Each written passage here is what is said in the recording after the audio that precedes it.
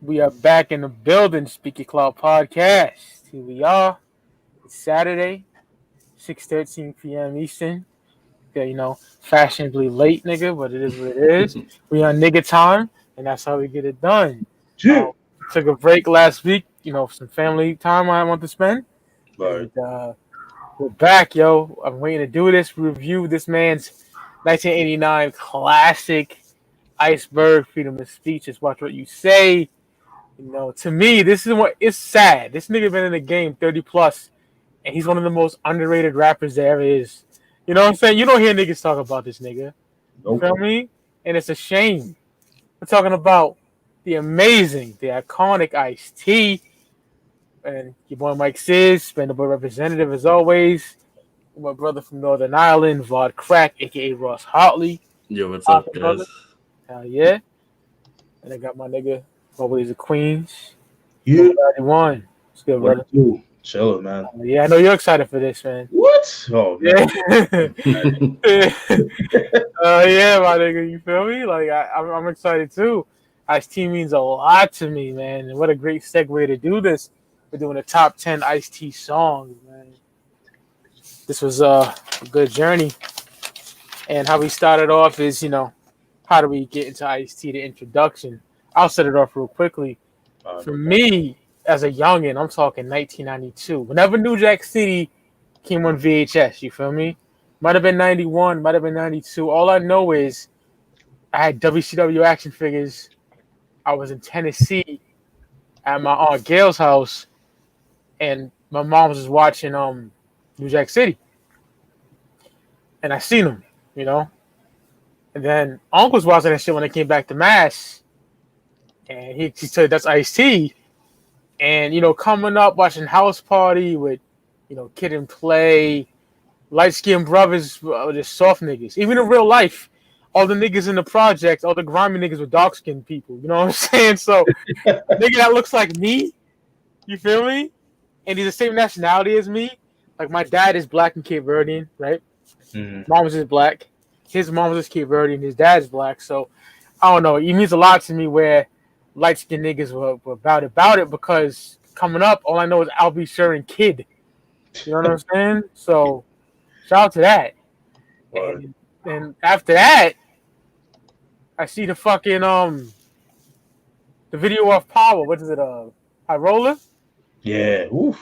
I'm like, yeah, just not like this nigga right here. And then shortly after that, Uncle was bumping like OG Original Gangsta, I heard. Would it be the 1996 where I got OG, and I got. I wish I had my cassettes, man, because those are dope, to look at. But I got OG Original Gangster, then fucking Freedom of Speech, and Ice-T fan from there on in. You know what I'm saying? Dude means a lot to me. Hell yeah. That's all I got to say about that. Dope. Yeah. You can go, Ross, and I'll go last. All right, I'll be quick. Yeah, he was just a guy that I had known about forever, but I didn't dig into his music until fairly recently, about 5-6 years ago or something like that. The first song I ever heard was probably the title track of OG Original Gangster. I think that was one of the first ones I heard. That I was like, "Oh, that's tough," you know what I mean? And but the song that really put me onto him was the other big single from Power. Actually, was "I'm Your Pusher." Something about that song. I just thought it was so fly. And the first album that I bought was the OG Original Gangster, which is probably his most popular album. Yeah, I just fell in love with it pretty much right away. Loved it. Thought he was so cool, and just always been one of those guys that I've followed, like on social media. Like he's one of the best. Like just really cool guy. Like love hearing about his opinions on things, and like his music is just phenomenal. So yeah. I think. I'll say that for later. Okay. I was going to say something about OG. I'll say it later. Sure. Yeah. But yeah, that's about it. One of those things, I knew about the guy for a long time, but I didn't dig deep, you know what I mean, until about 5-6 years ago. But yeah, ever since, he's one of my all-time favorites. Like probably in my top 10. Oh shit. Okay. I ain't mad at that. Like I said, being a little kid, being a light-skinned nigga and seeing a raw nigga like that, like hell yeah. Because we had Heavy D, but Hev wasn't a body nigga like that. Well, probably in real life, but I don't know on wax. So Ice-T really, did it for the light-skinned niggas. Yeah, man. Dope breakdown from both of you guys, man. It definitely shows that we all are big fans of Ice-T, regardless of what people, his opinions as far as like being on, Law and Order and that corny shit. Like, come on, like it just take away from from his contributions to what he's given to the culture. But anyways, my introduction to Ice-T was actually back in '93, so this is like home invasion era. But it actually wasn't from any songs from that album. It was actually from OG Original Gangster. It was the song was New Jack Hustler. That was like my introduction to that to Ice-T, and it just sounded dope. The video was dope. You just see him with his boys.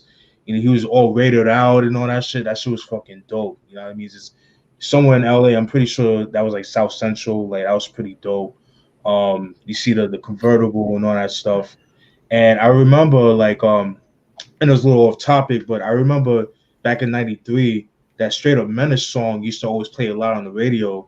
MCA was getting a lot of love in the East Coast, and for years I thought that was an Ice-T song. I was like, yo, this shit is kind of dope. But then 2 years later, I found out it was MCA. It wasn't Ice-T. But then I just started getting into his his movies, and then I started as I got older, like I'd say like early 2000, like 2002, 2003 is when I started getting into his discography. So the first time I copped was OG Original Gangster, and been a fan of him since, man. And like, yeah, so I feel like you guys said, like definitely one of the most underrated MCs of all time.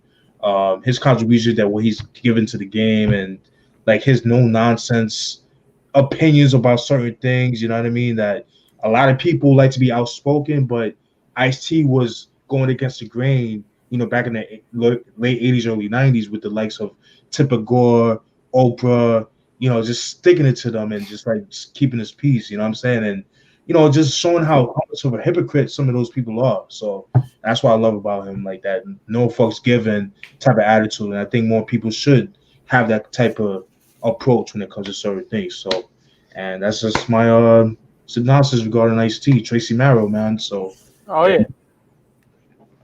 He never went pop. No. Nope. Great breakdown for both of y'all, man. Appreciate it. And that 1990 appearance on Oprah is just iconic. You know what I mean? It's amazing, yeah. Like he was going at all them niggas, like the uppity black nigga talking about, it's bad. You know what I'm saying? That bitch Tipper Gore. Shout out to my nigga Jello Biafra too, man. He was going in too. Yep. I watched that earlier today just to get in the Ice-T mood, and yeah, man, it's fantastic. I love it. And Steven, remember that disclaimer I talked about backstage? Yeah, yep. I'm gonna say this shit now. Okay? I'm tired of. I'm a victim of this shit. I'm tired of saying this. Oh, I know it's a single, but fuck that shit, okay? Because I got a lot of singles on here. If it's fire, it's fire, okay? In the hip hop community, if you like a single, oh, you're just picking the single. Fuck that. Okay, I'm sick of this shit. Like, remember that Marauders, right? Electric Relaxation is fucking incredible. Okay, I don't want to say, oh, it's a single. No, fuck that shit. You enjoy the fucking music, bro. Trigger got no heart. Yeah, nigga. Like, what else? Survival of the Fittest. Like, come on. Yeah. I go on and on. Even rock music. Trick ones. Yeah. Led Zeppelin, like, I worship Over the Hills and Far Away, man. I'm not gonna fuck. Oh, it's a single. Nah, block it. Yeah, I just put that out there. I feel you on that, Mike. But here it is, though, man. Like, good music is good music, regardless of if it was a single or not. And then those songs that you mentioned, I'm shocked that those are singles, because just the natural grittiness those songs have. But then it just so how music is timeless. You know what I mean? So, yeah. Yeah, I had to make that disclaimer, brother. Yeah, man. No, I agree with you 100%. I mean, there's singles in my shit too, and I think every time we've done a top 10, there's been at least a few singles on it. So yeah. Like I will say, me and Steven, we said this before, but we're like deep cut guys, right? Damn. That doesn't mean we don't love fucking singles, bro. Like them singles are fire. So I had L Street Blues towards the top of mine. You know? Oh yeah, that episode was fantastic. I rewatched that shit. Yeah, hell yeah. So I want to go Ross, Steven, me. Okay. Yeah. So at number 10, it's a song that I just mentioned, and of course it's a big single as well. It's "I'm Your Pusher" from Power. Oh yeah. I just love the song. Love the Curtis Mayfield sample. "Pusher Man" of the Superfly soundtrack. Always loved that song, and just love the way they flipped it. You know, kind of slowed it down, made it real chill. Just like a real sort of good vibe to the song, you know what I mean? You can just imagine, you know, just kind of chilling, vibing at nighttime. And I just thought it was so cool that, like, Ice-T, he took something very negative, which is drug dealing, especially, you know, this is 1988 when the crack epidemic was at an all-time high, and, you know, drugs were just ravaging, you know, the community. And he managed to take that and sort of put a positive twist on it. It's like, yo, no, I'm putting people onto my new type of dope, you know what I mean, which is my music. And you know, just how he does that real just like fly song, you know what I mean. He's one of the guys that you listen to and you think, you know, he's technically a gangster rapper, but he just comes across as like so intelligent, you know what I mean. He's one of the guys, I don't know, it's very hard to pull that off, I think. And he has that criminal mastermind kind of vibe to him, which I love. And pretty funny song as well, you know, the bit where, you know, they're saying, you know, doing the deal, and you know, they're saying, you know, what about Biz Markie, and you know, what about Big Daddy Kane, but what about LL? And he's like, nah man, you can keep that. Taking shots at LL, you know. Great song, classic single, love the video too. And Power is a great album, and that's one of my favorite songs off it. So yeah, "I'm Your Pusher," 1988 off the Power album. That's my number 10. Dope pick. Oh yeah. Thank you. Yeah. And I liked how they replayed the sample too, you know, and to like make it more modern for that time. So I thought that was pretty cool. Yeah, definitely. Indeed. All right, so my number 10, we're gonna go to 1987 off the Ron Pay's albums. I think you guys know where I'm going with this, man. When I first heard this song, I fucking lost my shit. Just the sense, like it just complimented the song overall. Just it made the song, and the song is "Squeeze the Trigger." To me, the best song off the album, in my opinion. I remember when I first heard it was actually from watching Colors, back in the day. You know, when the Crips was just chilling in the trap house. You had the 21st Street gangs, you know, trying to ambush them, and the shootout that they had at that time, man, it's like it just fit into the song, into the scene, and yeah, man, I love that song overall, man. I mean, it's long, but I enjoy it. I'm not complaining about it. I like the line when he says, "Rampage on the stage, my crew's in the rage, search my posse, found the Uzi, but missed the 12 gauge," you know, shit like that. Like it just really, you could picture that shit, you know what I mean? Just like. Ice-T was like no nonsense, like Mike said, like you said, like, you know, he was positive, intelligent, but don't mess with him because he'll show you the other side of Ice-T that you don't want to see, you know what I mean? So, but yeah, I'm gonna go with "Squeeze the Trigger" from 1987, Ron Pay's, which is not my favorite album from Ice-T, but I do appreciate it for what it is. But yeah, "Squeeze the Trigger," in my opinion, the best song off the album. Is also on the Color soundtrack as well, if I'm not mistaken. But yeah, it's my number 10. Yeah, I agree with you. That's my favorite song of Ryan Pierce as well. It's just so, I don't know. It's just kind of what I think of when it comes to Ice-T. Just like kind of dark, but at the same time, you know, just kind of vicious. You know what I mean? He goes off in that song. Yeah, love it too. Yeah, it's like that nighttime, like that drive-by at night type shit. Yeah, he's so good at that. Yeah, you could picture that shit. That's a crazy part. Yeah, because that's I was watching an interview today because when he got involved with Colors, Yeah. he said he wanted to score it because he watched it and was like, I could write songs about all of these scenes. You know what I mean? Oh So, shit. yeah. Damn, that's dope. Oh yeah, dope choices, y'all, so far. Appreciate it. All right, number 10. I'm going to his 1989 album, Iceberg. Give him a speech. Just watch what you say, and I'm going with the Iceberg. Oh Okay. yes. Smooth ass ratchet shit. You know how niggas do, get together with the homies, talking about how they fuck bitches or whatever. Talking about Evil E was out cooling with a freak one night, fucked the bitch with a flashlight. You know, they get all up in arms about that. You know. Yeah, talking about that on Oprah. Yeah. Yeah. So he could get a charge when he began.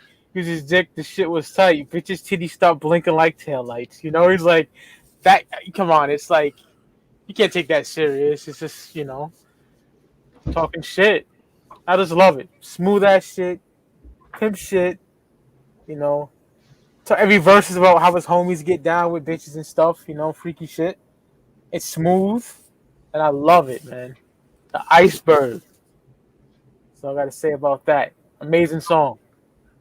Yeah, absolutely. What a great way to kick off that album. Yeah. And, after the intro, just go into that. You know. And there weren't many like hardcore rappers like him that had a sense of humor like that. You know what I mean? Not many. And he pulled it off. You know, it's not like in a corny like, haha, look at this, isn't this so funny? It's just like, just fun, just clever lines making you go, that's funny. You know what I mean? It's dope. Nigga said, to the coldest motherfucker that you ever heard, call me the ice or just the iceberg. I love that shit. Great song. Absolutely. At number 9 for me, we're going to go to 1996 with his incredibly underrated, slept on album, 6, Return of the Real. I agree. Yeah, spoiler alert, I'm going to show this album a decent amount of love tonight, so if you don't like this album, you might not like my list, but, yeah, Return of the Real is a great album, and this is one of my favorite songs off it. It's They Want Me Back In. Yes. Yeah, I love this song. I love the way it kicks in with that dope beat. You know what I mean? I think it was DJ Ace that did the beat for this. That album overall has a very dark vibe to it.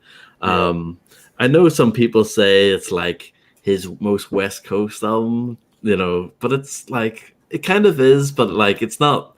It doesn't sound the same as like a lot of the other West Coast stuff at that time. It still sounded unique to Ice-T because he's always done dark shit like this. Yeah. And the Won't Be Back In is just perfect. You know what I mean? It's like him getting the urge to go back into that gangster shit. You know what I mean? And it's like that feeling of like, fuck, you know what I mean? It's past the point of no return. I'm gonna have to go back and do some dirt, you know what I mean? I love the Method Man sample that they use for the chorus.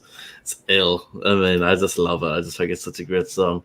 Very underrated song, very underrated album. Hopefully people go back and check this album out because it doesn't get any love whatsoever, and it's such a shame. So yeah, they want me back in from his sixth album, Return of the Real from '96. Great song. It's a really dope album. I gotta get a physical. Just I hate how niggas be price gouging like albums that was so cheap back in the day. You know what I'm saying? It's whack. Yeah, and when you say back in the day, you mean like a couple of years ago. It's crazy. it's fucking stupid. It's crazy, but yeah, they won't. It shouldn't be too expensive. Nah, it is, my nigga. For me, it is? Really? Yeah, look it up. Yeah. It's crazy because like I remember getting that when I first started the YouTube stuff, and I literally got it for just a couple of pounds. You know what I mean? Which would be like a couple of bucks for you guys. It's like, yeah, prices are just crazy. But yeah, I love that song. Love the back and forth between him and his man. I believe Big Rich is the guy on it. They're just they're just going back and forth saying, it's on. We're going after these guys. I love it. It's just dope. Gangster shit at its finest. So yeah, they want me back in. 96. my number 9. Great choice. I love that fucking song, man. That those synths and the bass line. Woo. Boom, boom, boom, boom. It's just it's crazy. That album is a fantastic record. I need it one day, but like I said, I'm sick of fucking CDs, so I just got to download it. I don't give a fuck. And the way the mail is working nowadays, my nigga, I'm good. Yeah. Oh, Christ. Yeah, great choice, Ross. That Oh, was, yeah. Thank you. Oh yeah. No, that's a deep cut. no, that's definitely a deep cut. Definitely. All right, so my number 9, we're gonna go to 1988 with Power. We're gonna go with the self-titled track, Power, man. Fucking love Dope. that beat. Just goes hard, man. And I know that Ice-T, he had issues with, he had beef with LL Cool J, but I could tell that he was influenced by LL Cool J. Even just the way he was rhyming on this song, like when he said, "I'm on a mission, macking hard as a hammer. Take my picture, I might take your camera. My posse might move, and they might move fast. A fool's move could be your punk's last." Yeah, so, but it's just the way he was flowing like that. It's just definitely like LL Cool J-esque, but with his own twist, obviously. But and even the beat itself, like with the rolling hi-hat and the drums and all that shit is so dope. And it's pretty dark too for a beat like that. But yeah, man, Power, love that. That easy could have been a single, especially for that time. But I don't know if he was trying to go for that approach as far as like singles. But like Ross was explaining, it was like he was more with the whole high roller, with the whole pimp, kind of like drug dealer but pimp kind of flow of things. And but yeah, man, I'm gonna go with that, Power. To me, one of the more underrated tracks off the album, in my personal opinion. So I'm gonna go with that, Power, at number 9. It's a dope choice. Yeah, really enjoyed listening to Power again yesterday in its entirety. Yeah, it's such a great album. Yeah, man, Power is fantastic. That cover too. Yes. I That's believe iconic. T, Darlene Ortiz looking like a snack. Evil E, I think, right? Evil E, yeah. Shit is hard. It's day one. No. Great choices, gentlemen. Getting into this. Appreciate it. My number 9, title track off the greatest record he ever did of mine, man. OG Original Gangster. Ooh. Oh, nice. That shit is just hard, man. Like I said, I don't give a fuck about what's your single. Shit is hard. Okay. That beat. just talking about his time in the game. You know what I'm saying? Just being the G that he is and just bodying shit. I love the video. This is straight off fucking New Jack City. You know what I'm saying? One of the greatest hood movies of all time. Yep.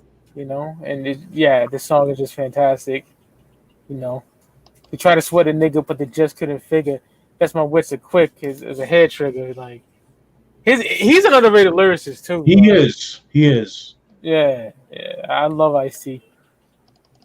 People just hate on him because of his monotone flow, but that he could pull that off. Him and Guru could pull that off. Nigga said, do that. Go ahead, Steve. No, I was saying that the reason why is because I feel like people hate on him because of his monotone flow, but it works for him. Like only him and Guru could pull that off, in my personal opinion, and it works. Definitely. Oh yeah. Yeah. Yeah, that song is amazing. OG Original Gangster is my number 9. God in your bulletproof, or mine's going through. Mine's going right through. Like, fuck you got a vest. I'm blowing your fucking chest apart anyway. Love that shit, man. Yeah, man. Yeah, his lyrics are great. Gangbangers don't carry no switchblades. Every kid's got to take 9 or a hand grenade, dog. Like, It's just so vivid, Yeah. Yeah, dope choice. And my next song is also from that album, the OG Original Gangster album in 91. My number 8 is Lifestyles of the Rich and Infamous. Ooh. Oh, I love that song. Yeah. Classic. Great song. Pretty much going through all the things that you have to go through when you're rich, and all the sort of downsides that people don't think of, when you're not, rich and famous, Yeah.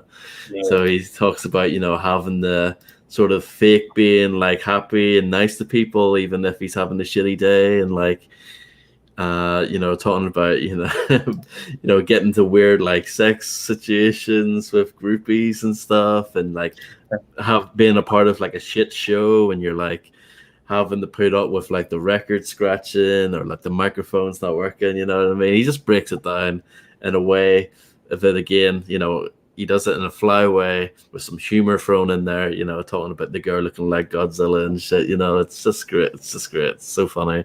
It has that perfect blend of being, gangster, but at the same time, learning things from a different perspective as well. He's educating you. It's like, this fame, it's dope, don't get me wrong, but it has a lot of downsides, you know what I mean? And it's not easy. Not everyone can do this. So, Right. yeah, he just puts that out perfectly. And, great sort of upbeat tempo beat as well. Great song. Classic. Love the video too. That's an underrated track too. Yeah, definitely. So yeah, that's my number 8, Lifestyles of the Rich and Infamous from the OG original Gangster album. Yeah, dope. Great fucking choice. I love that song. You guys ever heard the Primo remix to that? No, I don't think so. Man, yeah, that shit is dope. That shit is fire. One thing before I go, another thing that Ice-T doesn't get props, that he did all the videos for all the songs off of OG original Gangster. He was the first MC to do that, and he does not get the props that he deserves. People think 50 did it with the Massacre album. I see that it did that in 91. So do your Googles. So yeah, and that was back when like making the video was just really hard, you know. Yeah, you had that L budget, man, back then. Sheesh. Yeah, Warner Brothers. Word. All right. So my number 8, we're gonna go to 1993 with the Home Invasion album. In my opinion, very underrated album. In my opinion, I know some people have mixed feelings about Home Invasion, but fuck the haters, because I agree. yeah, that album, man. Whew. It just a cover alone. It's just the background of that album alone, what it went through, especially during the riots and all that. But I'm gonna go with a song that I don't really hear a lot of people talk about, and my favorite song off the album is "Message to the Soldier." I love that song. In that song, he talks about, about the veterans that came back from war, but also he talks about the veterans of the street veterans, like what they went through, what they go through, and then the dangers of living that lifestyle. You know what I mean? Whether you are part of the armed forces or you doing putting work in the streets, shit like that. There was a line I like when he says, "You better watch your back, cause you might think you're just dope while you living in a sniper scope." So what I got from that you might be doing good for the community, whether you're like a Malcolm X kind of guy, but then there's always a hater that doesn't like you, and that goes for everything. We got haters now. You know what I mean? I'm not gonna mention who, but it is what it is. But just what I got from that, just because you're doing good, people are not gonna like you. There's not everybody's gonna like you, and that's pretty much what I got from that. And I think that's, to me, my favorite song of the album. Very underrated.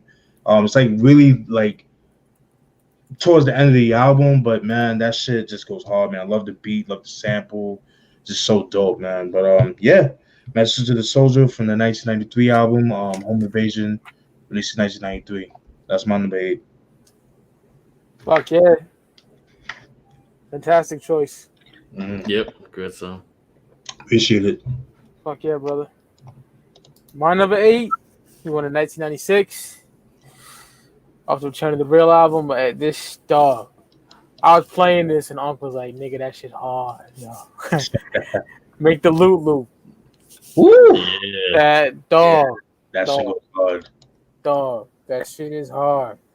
That get down. I don't know the sample off the top of my head. Jungle Boogie. There you go. Yeah. Shit is fucking hard. I see just spitting that gangster shit. dark as fuck. You know? I think it was like I hang out on sun rooftops and pop Glocks at cops. Like, you know, it's so hard. Ross put me on like back onto that because I listened to Return to the Real in a while. I listened to it plenty of times over the years, obviously, but getting back into it, listening to it again, that shit is hard as fuck. I love that song so much. It's dark, you know.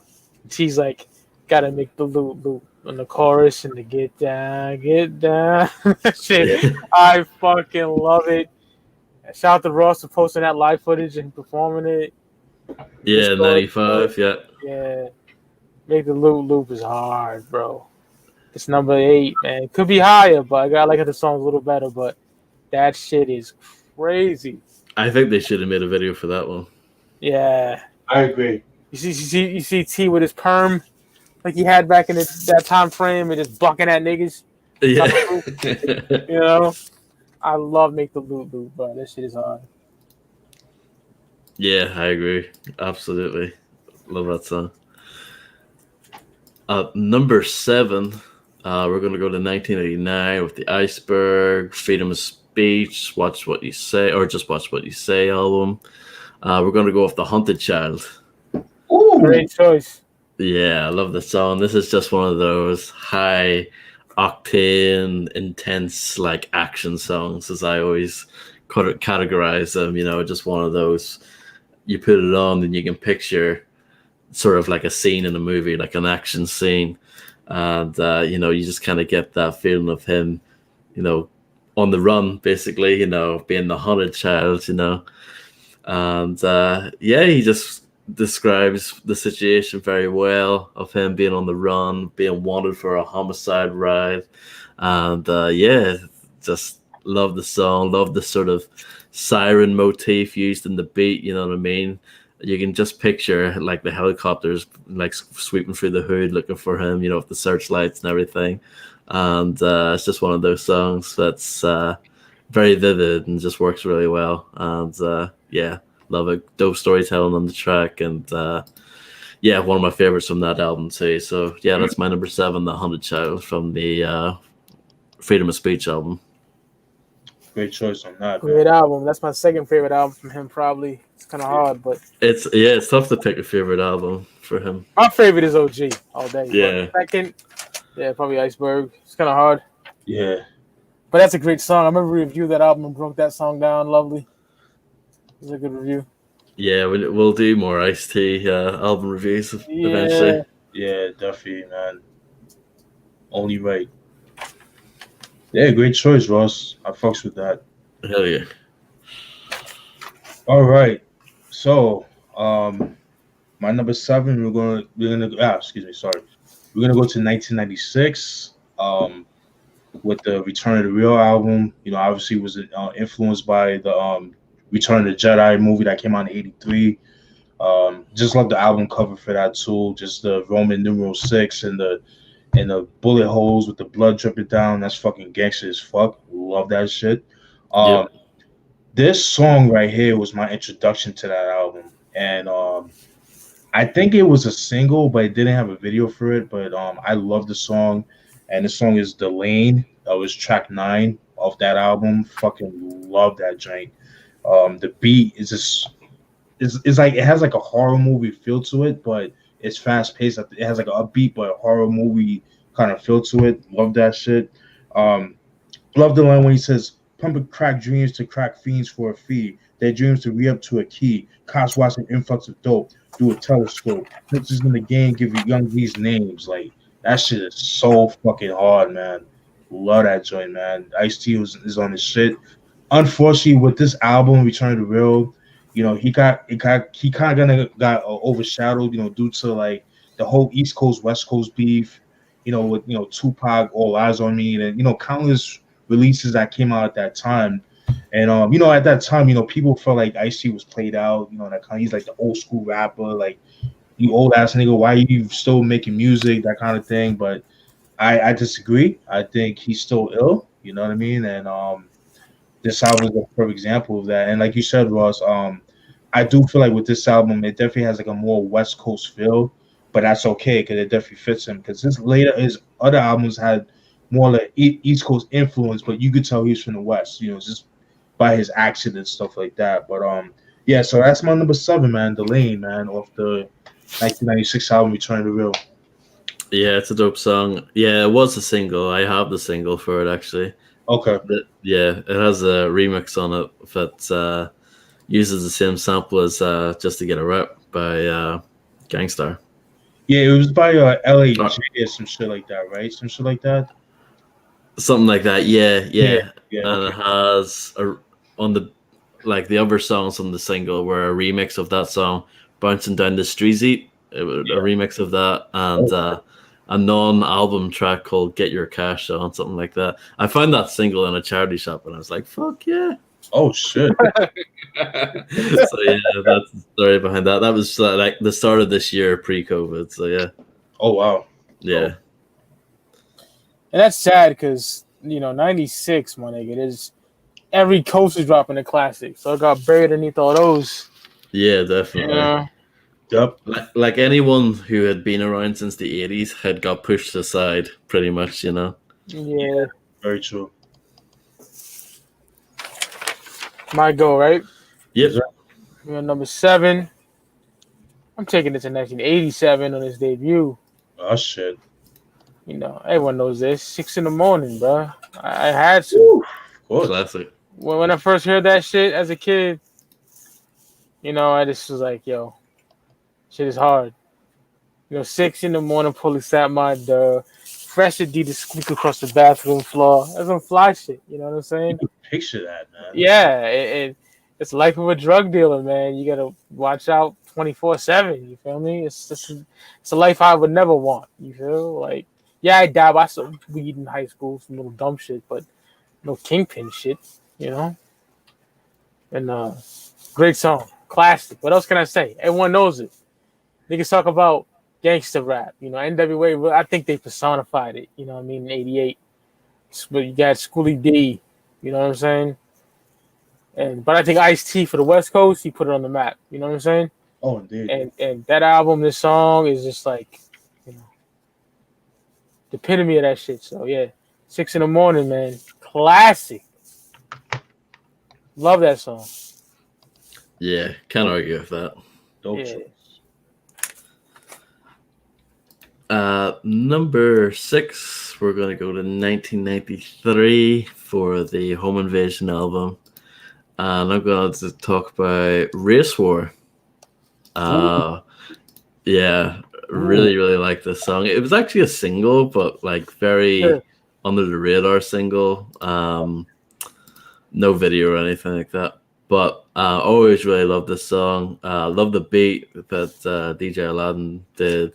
Very upbeat, very catchy, very just grabs your attention. And the song itself is a very political song, talking about what I got from the song was that he's kind of talking about how society is set up in such a way that all races kind of go at each other for no good reason. You know what I mean? It's like we're sort of programmed in such a way to like distrust each other and not get along with one another. And he's just kind of breaking that down and saying, how it doesn't have to be this way, it's fucked up. I love the part in the song where he says, I don't hate white, I just got a death wish for motherfuckers that ain't right. You know what I mean? It's like that's some dope shit, and just great song. Again, Ice-T, he was a versatile MC. He had the gangster shit that he's most well known for, but with this song he's proven that he had a political side to him as well. That was prevalent, I think, on Home Invasion and the couple of albums that he did before this as well, OG Original Gangster and the Freedom of Speech album. He was able to talk about all kinds of topics, and with this one he talked about race, and it did it extremely well in my opinion. And I just love that song. So yeah, Race War, Home Invasion, 1993. That's my number 6 choice. That album cover is so fucking dope too. It's like, yeah, we taking white America, nigga, like this. These are our children or some shit like that. Yeah, because that's what the all those like parents and uppity people are always like, they're always like, oh, these rappers are influencing our children or whatever. It's like, no, A little white just, boy. yeah, Nigga got Public Enemy cassettes and shit. and he has like Malcolm X book and stuff. Yeah. And I love that cover too. Bursting in, the dad's getting like gun butted to death, and like that shit is grimy. Shit. Yeah, I fucking love it, man. You got the motherfucking, medallion on the nigga neck, the African medallion on the little nigga neck. It's like, yeah, that's a fuck you to Middle America. It is. I love it. Yeah, that's a great choice, man. Great choice, Ross. And shout out to the nigga. Shout out to my nigga Nick. Nick. We did Outcast with him. Oh shit! He said he hopes there's some home invasion tracks. I'm like, well, here you go, my nigga. Yeah. Oh yeah. Got a message to the soldier, man. Song that you don't really hear too many people talk about. So. Oh yeah. All right. So it's my go, right? Yep. All right, bet. All right, so we're gonna go back to 1996, man. It seemed like Return to Real is getting a lot of love. I fucking love it, man. It's a song that Ross mentioned. It's also one of my favorite tracks off the album. They Want Me Back In, man. I mean, this song is just phenomenal. The beat alone, I could just listen to the beat by itself, and I'll love it either way, man. I just wish there was an instrumental for that, man. But the beat is just so sinister, like that. Boom, boom, boom, boom, boom, boom, boom. Yo, that shit is hard, son. Like the back and forth between him and like Ice-T and Big Rich.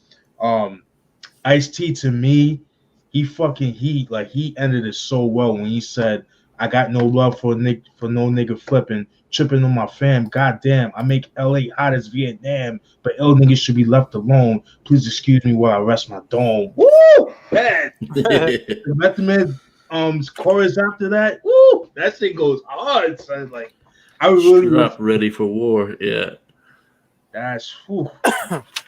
Go on and on with that song, man. But Big Rich did his thing too, man. But that song is just so ill, man. Like probably like one of my favorite songs of the album, man. But overall, man, yeah, that's my number 6. And like I said, I'm happy that this album is getting a lot of love because people don't really talk about this shit. So that's my number 6. They Want Me Back In. I would say Home Invasion, and it was kind of the real of his most underrated records. I agree. Oh yeah, 100%. I agree.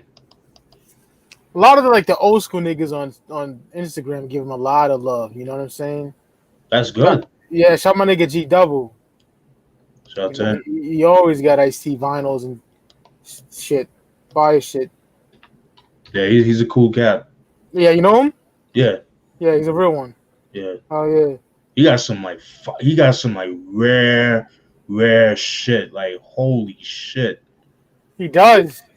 He paid $100 for that fucking Point Blank. Oh man. For me. Yeah. Oh right, okay. Yeah. Shout out to my nigga G Double, man. He loves Ice-T, man. Yeah. So my go, right? Yes, sir. Yeah. My number 6, 1993 Home Invasion, man. I fucking love this track. It's on. Ooh. I just can't get enough of it. Yeah. He said, "Find me Charles Heston, I might cut his motherfucking head off." So I'm like, oh man. Yeah. You know? Like Charles Heston's that, right-wing dickhead, The NRA piece of shit. Yeah, that bitch ass nigga. Yeah. Even dissing Sauce Magazine in this motherfucker, you know what I'm saying? Yeah.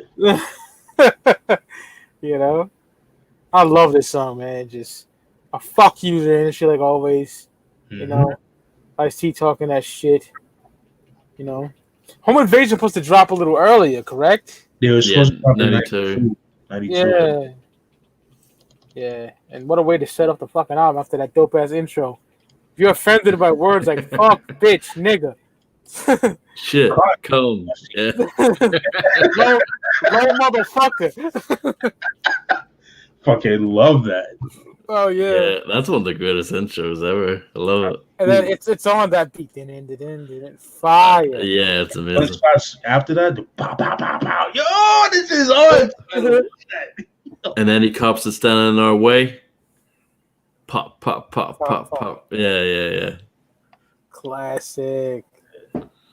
Little story with Home Invasion. For those that do know or that don't know, originally it was supposed to come out in '92, and because of the whole the LA riots, they had to push it back. And originally he was gonna call it the Black Album, but then he felt like that was like censoring himself, so he ended up leaving Warner Brothers and he went independent, put it out on Rhyme Syndicate Records, and he put it out when it was supposed to come out, like the original album cover and stuff like that. So I had to throw that out there. Dope. Yeah, he made the right what- move. What a coincidence, you know. Yeah, Black Album, you know, 99 Problems, you Yeah. know what I'm saying? yep. Right They now. covered it. I Yeah. fucking hate the Jay-Z version. Oh, that's just Yeah, no. I Yeah. never liked it because you know me, unlike Steven, I love the Black Album. But there's two songs I fucking hate. It's Justify My Thug and that. I can't fucking stand it. But Ice-T's version, love it. yeah, with Brother Marquise from Two Live Crew. Yeah, they did a good job of it.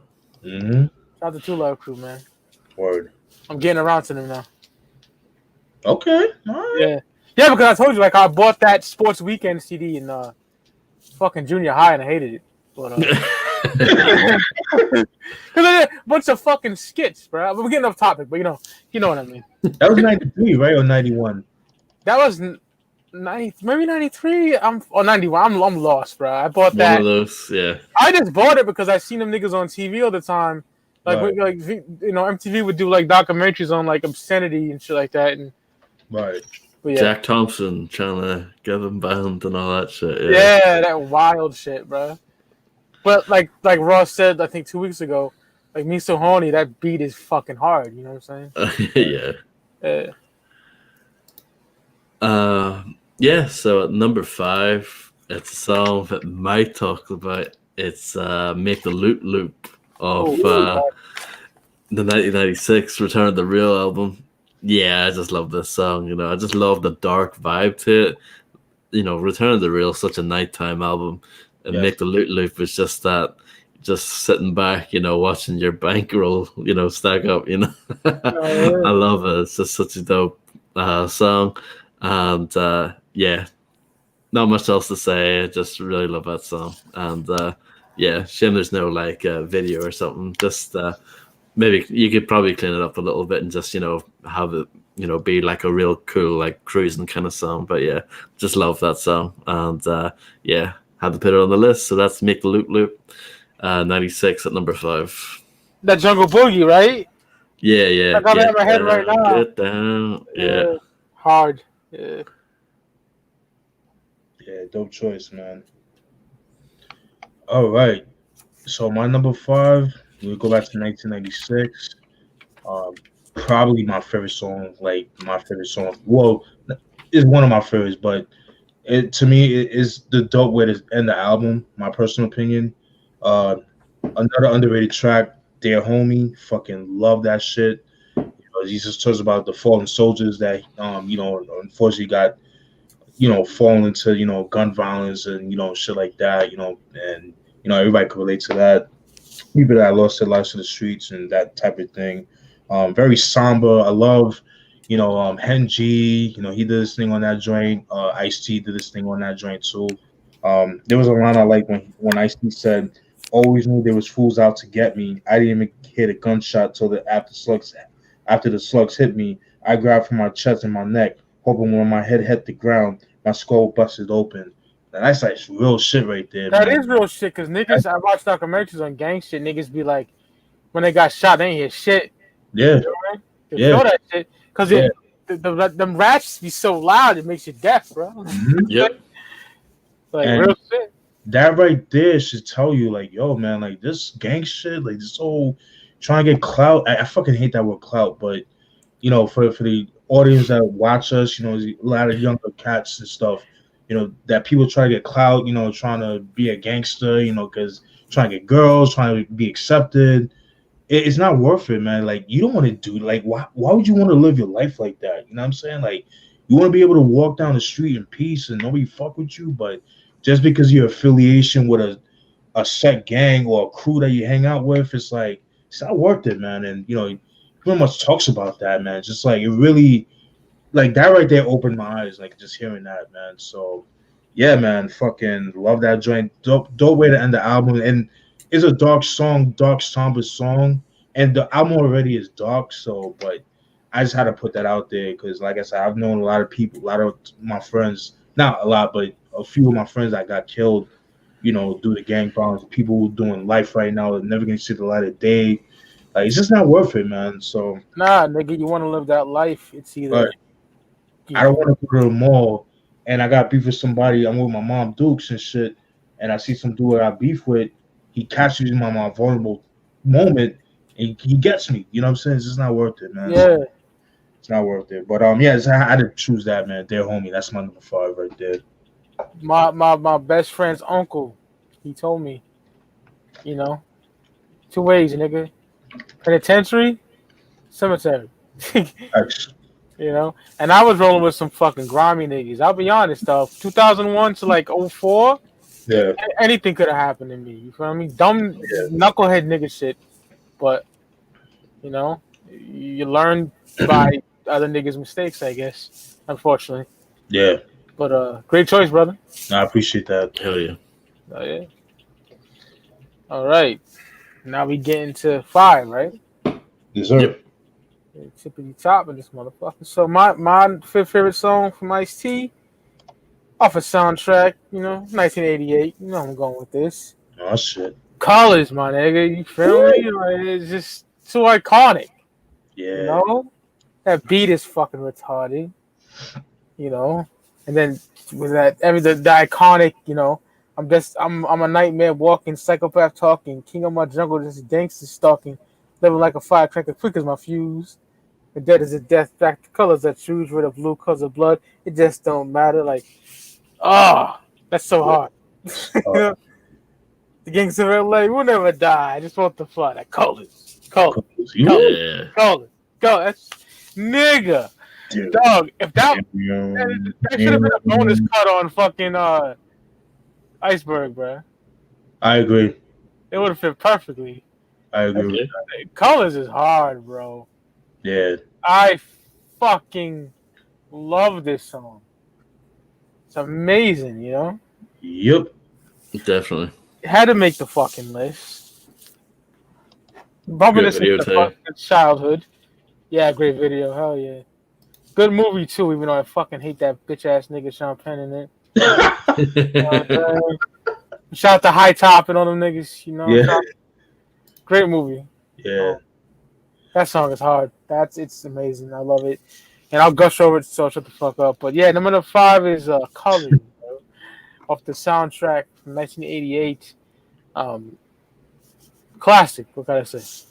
Yeah, it's just one of those. I don't know, like iconic songs. You know what I mean? It's just like, if you haven't heard it, you need to go out and listen to it. The beat is dark too. Yeah, it's hell like dark. That's some creep on you, nigga. You got your motherfucking. It's dark, but it's dumb. Yeah. You got your fucking flag on you? Oh, no. Dog, it's creepy, right? Yeah. That's like a Crip nigga in a blood neighborhood. You getting fucking done. You feel me? Like, it's like that song by DJ Quick, Loped Out Hood. Yeah.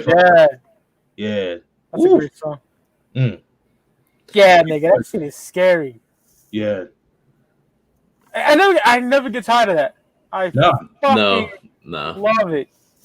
Hell yeah. So yeah, number 4 for me, we're gonna go to 1989 with the Iceberg album. It's another extremely dark song. It's Peel Their Caps Back. Oh man.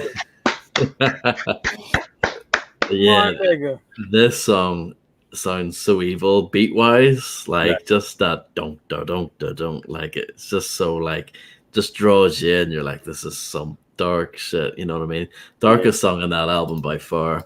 I agree. And yeah, just great storytelling from Ice-T. You know, going through. It's just basically him talking about, you know, some gang shit, you know, figuring out where these guys are, you know, getting strapped, you know, do you know where they be? And he said, you know, I'll know where they be. Let's peel their caps back. Bum, bum, bum, bum, bum. Like that shit. So dope, you know what I mean? And I love the way he ends it off as well. Like, you know, even though it's like, you know, most of the songs like a gangster song, it has that sort of conscious kind of twist on it, but where, you know, at the end, you know, he says, you know, but this drama you'll never hear a word of, because all the paper's going to read is a gang murder. You know what I mean? Yeah. Meaning that, like, obviously to the people that are in that situation at the time, you know what I mean? It meant a lot to them and to all their families and all the, you know, people affected by it. But everyone outside, you know, they're just going to shrug it off as like gang murder. It's just like, well, this happens every day. It ain't shit. You know what I mean? It's crazy. Yeah. And yeah, Pillar Caps Back. It's just amazing song. Has a lot to it. And just that production alone is just amazing. So yeah, one of my favorite Ice-T songs. So had to be on there. So yeah, Pillar Caps Back, number 4 from the Iceberg Freedom of Speech, Watch What You Say album. That's that dope boy getting revenge after Ricky got murdered. Word. Yeah. It's like, nigga, what? Oof. Yeah, I love that fucking song. That song easily could have been on Colors, man.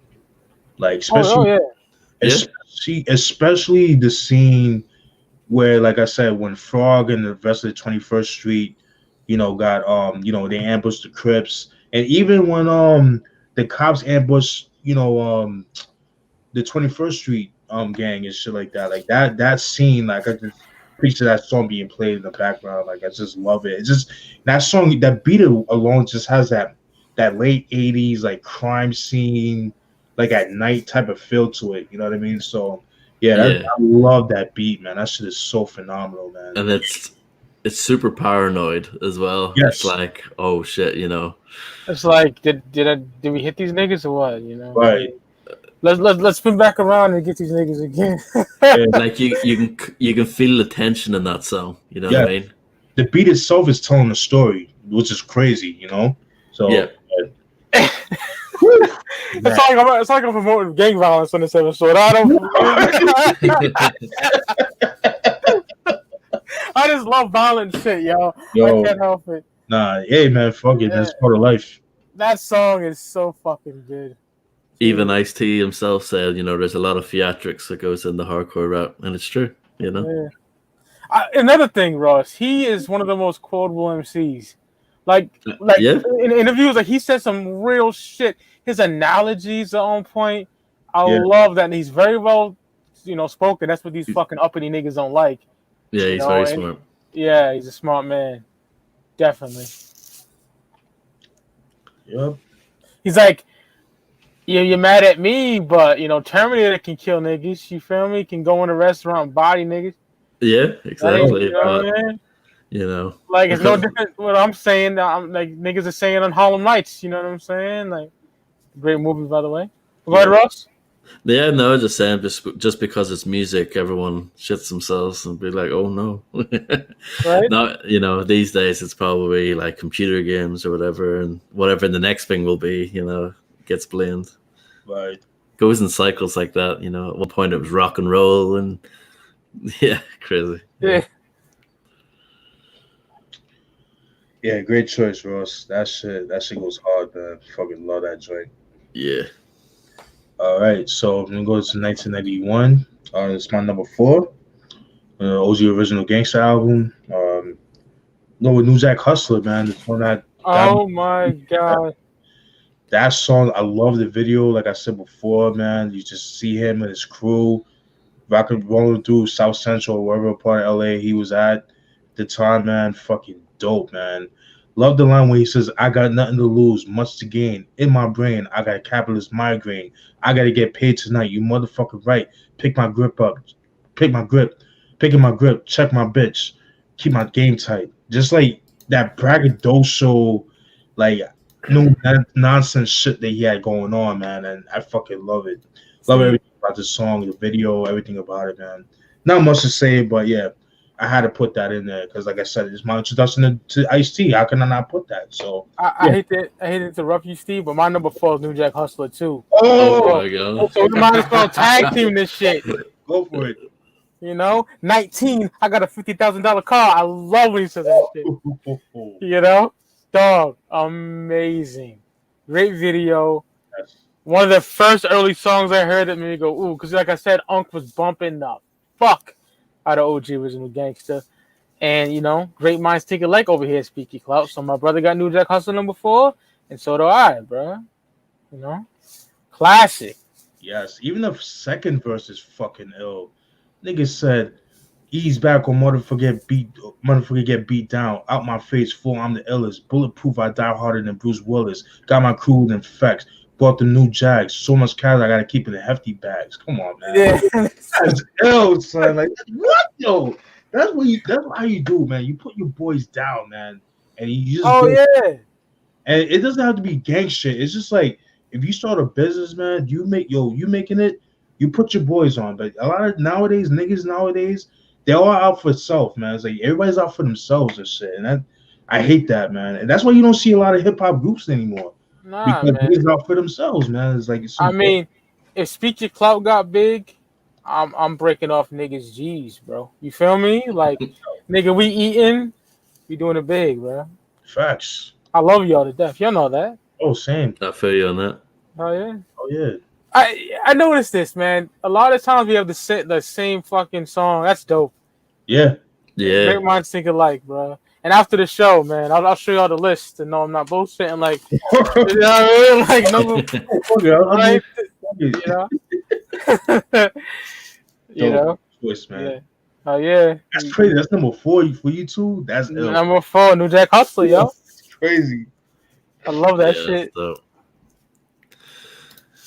Yeah, number 4, or yeah, no, not number 4. I've done number 4. Moving on to number 3, top 3 now, getting down to it. Going back to 1996, Return of the Real, the title track from Return of the Real. Ooh. Love this song. No, listen to that. Yeah, again, very dark beat. You know what I mean? Has that real, like paranoid kind of feel to it. That ding, ding, ding, ding, like that, just crazy game. And as the verses go on, there's like an extra, like kind of whistly, creepy noise added in. It's really dope. Love it. And Ice-T, man, he's just spitting flames over the top of it. Love the part where he says, forward on your back and keep bailing. Listen to the HK wailing and your vital signs veiling. You know what I mean? Just that raw, killing people shit, but at the same time, he does it in such a way that makes it sound, dope and calculated. You know what I mean? He's just has that mastermind kind of steez to him, and I just love this the overall feel to this song. Just love it, man. It's just a great song, and great to show some love to Return of the Real finally. So that album cover is simple, but it's hard. That's what I'm saying. That shit's hard, bro. That's oof. I'm glad that album's getting a lot of love, man. I'm fucking loving that. That is fucking dope. Yeah, like there's something about the production of that album. It just sounds different to a lot of other stuff. You know what I mean? That kind of dark, slight G-funk, but at the same time, it just sounds different. You know what I mean? I can't put my finger on it, but it's just more atmospheric. Yeah, definitely. The combination of that, and you got Ice-T just has a dope voice, dope delivery, and he's able to say lines like leaving sucker's body bleeding over nightclub floors and shit. You know what I mean? You're just like, damn. You know what I mean? It's just everything matches together. It's cold. The only two songs on that album I don't like are like these slow like R&B songs. Yeah. I don't know what he was thinking of that. Cramp My Style is some bullshit. No. Inside of a Gangster's one of them. Yes. I didn't get for that. I can't remember what the other one's called, but yeah, I don't know what he was thinking of that. But the rest of that album is so dope. So Return of the Real title track, that's my number 3. Yeah. Great choice, brother. Choice, man. Thank you. All right. I also didn't care for Syndicate Forever. I wasn't too crazy. Oh, I like it actually. Yeah, I wasn't. It was alright, but it didn't do much for me. Yeah, I wonder what happened to all those guys. Because I think he said in the interview, because I was watching an interview that he did around 99, around the 7 Deadly Sin era. Yeah. He was saying about how a lot of them went to jail. So a lot of Syndicate cats went to jail. So because they really lived that life. So yeah. Because it seemed like it was like a different crew from the one he had before. It wasn't the same Rhyme Syndicate from like the late 80s, early 90s, when it was like Toddy T, Not the Cat, all those guys, Bronx Style Bob and all those cats, Everlast before he became House of Pain. That's right, yep. Bronx Style Bob seems like a guy you see on WCW Saturday night.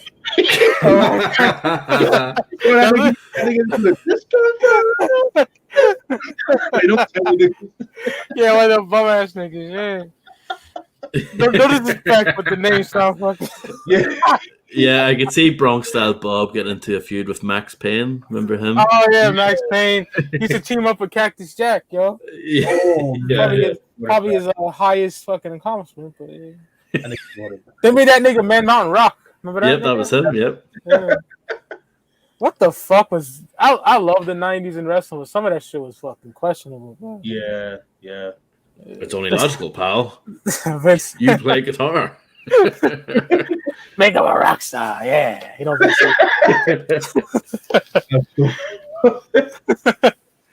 Oh man. Gee. My bad, yo. No, you good, man. You good. All right, so my number 3, we're gonna go to 1991, original Gangster. I'm gonna go with a song, one of my favorite songs of the album. My only issue is too fucking short. I think you guys know where I'm going with this, man. Yeah. Ziploc. Fucking love that shit. That shit goes hard. Yeah, it does. Drums with the SP 1200 drums, with the stuttering of the drums, and like the guitar, dang, like it's not like some like WCW like intro type shit from like N64. Like just has that vibe to it. Fucking love that. Oh yeah. Love the line when he says, I'll never go broke. I got property. Got a dope pit bull named Felony. Got 4 gold albums, so what you telling me? Power was 2, Iceberg was 3. This one here, shit, 500 G's. When I roll stupid deep. Benzes, Beamers, and booming Jeeps. Like, that shit goes hard. The way he said that shit, niggas speaking shit. End up a Ziploc in the ends. That shit is so hard. Man, the video's fucking dope, man. But too fucking short, man. Another verse would have been dope, and I would have been satisfied. But yeah, I fucking love that shit right there. Dope way to start the album, in my opinion. Fucking love that. Fantastic choice, brother. Yep. Appreciate that.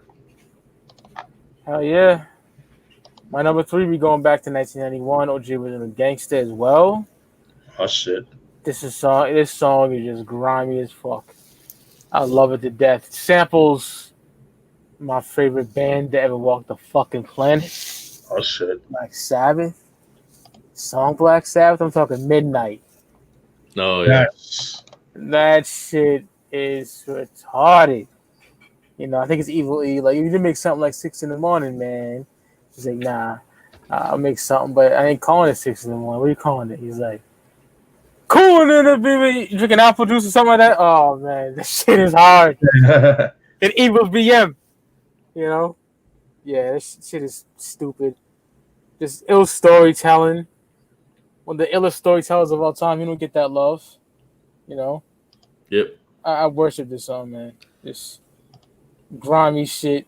You know, that lets that BDP sample. Listen to my 9mm go burn. Yeah, I love that. You It's know, it's almost like screwed a little bit because it's slowed down a little bit. It sounds really evil. yeah, Listen to yeah. my nine in the middle go burn. It's fucking hard.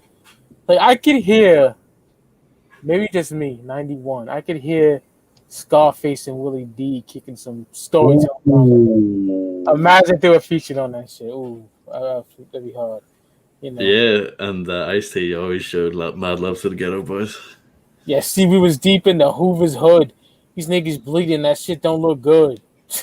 You know, storytelling up the ass. He was bleeding worse and he was getting dizzy. Looked in the parking lot and needed a snack bar. Yeah, this shit is hard, bro. I love Midnight. It's top fucking 3. Incredible song, and it helps that it samples Black Sabbath, and he does it so well. So, Oh yeah. Midnight off OG Original Gangster, my favorite Ice-T album of all time. That's my number 3, Midnight. Yo, Ross, before you go, don't by the way, Mike. I love that song. That shit, Okay. the drums just goes hard, man. Love that shit. Yeah, It wasn't. I fuck the Syndicate. It wasn't Syndicate Forever. It was How Does It Feel? That and Inside of a Gangster were the songs I didn't like. All right, okay. Yeah, out there. My bad. No, that's all good. All right. Yeah, so at number 2 for me, this is a big single from his third album, Iceberg, Freedom of Speech, Watch What You Say. It's Lethal Weapon. love it. That was in my list. Yeah, I absolutely adore this song. That beat alone is bananas. You know what I mean? It's just like high tempo, high energy, and I just love like his intensity on the song. You know, talking about the most lethal weapon out there is your mind. You know what I mean? It's not any guns or whatever. It's not movies or music or anything. It's about what you do with your mind. And just love the way he breaks that down. Love the Eric B. and Rakim sample from Microphone Fiend in there. It's just such a great song. And I love the way he ends it off too. Go to the ammo, get some more ammo, more brain power, homeboy. That shit is just awesome. So yeah, I love Lethal Weapon. One of those songs when I first heard it, I fell in love. You know what I mean? And there's a darkness to that song too, just beat wise. You know what I mean? That's just hard. There's a really good live performance of that he did in the UK on a TV show in 1990. It's really good. 100% live, you know what I mean? Back when you had to be live, to be dope, you know what I mean? It's not like these days when everyone's rapping over a fucking backing vocal, you know what I mean? It's whack, Shout out to Conway and Benny for doing the title show. They didn't even use a backing track. They did it old. They did. They did, right? Yeah. But yeah, Ice-T with Lethal Weapon, just love that song. Love the part where he's talking about, Hitler as well, you know what I mean? It was, just Hitler psycho rage, you know what I mean? Just being like, it's all about your brain, man. It's nothing else. So. Your mind's a lethal weapon, bro. That's what it is all about. That's what controls everything. Absolutely. Mm-hmm. So, yeah, again, political, hardcore, and amazing. So, yeah, that's my number 2 from his third album, Iceberg, Lethal Weapon. Fantastic choice, brother. I love that song. Yeah, great song. A very underrated single, too. Yeah. Just for that reason, too. Just because, like you said, he's saying that, your brain's the lethal weapon. Your mind is that weapon. And, niggas was really trying to hear that, especially at that time. And I've always liked the 12-inch picture single of that, like the cover version, of the 12-inch for that shit, where you see, like, the brain inside a grenade and shit. Somebody's about to pull it. That shit. Yeah. Love that. Very creative. All right. So my number 2, we're gonna go to 1989, off the Freedom of Speech album, another underrated album in my personal opinion. I'm gonna go with number 2. I'm gonna go with You Played Yourself, man. Fucking love this song. I know it uses the boss sample by James Brown from the Black Caesar soundtrack, dope Yeah. soundtrack, way dope movie too as well. But I just love the way they flip the beat. It's just like it's more fast paced, but it's dope. Because most of the time when people flip it, they kind of like make it more laid back. It's like very laid back. People just rap slow to it. But this one, you raps fast to it.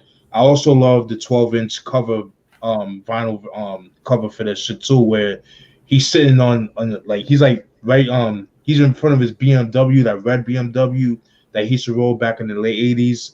Just him just chilling right there, just looking pimp. Love that shit. Excuse me.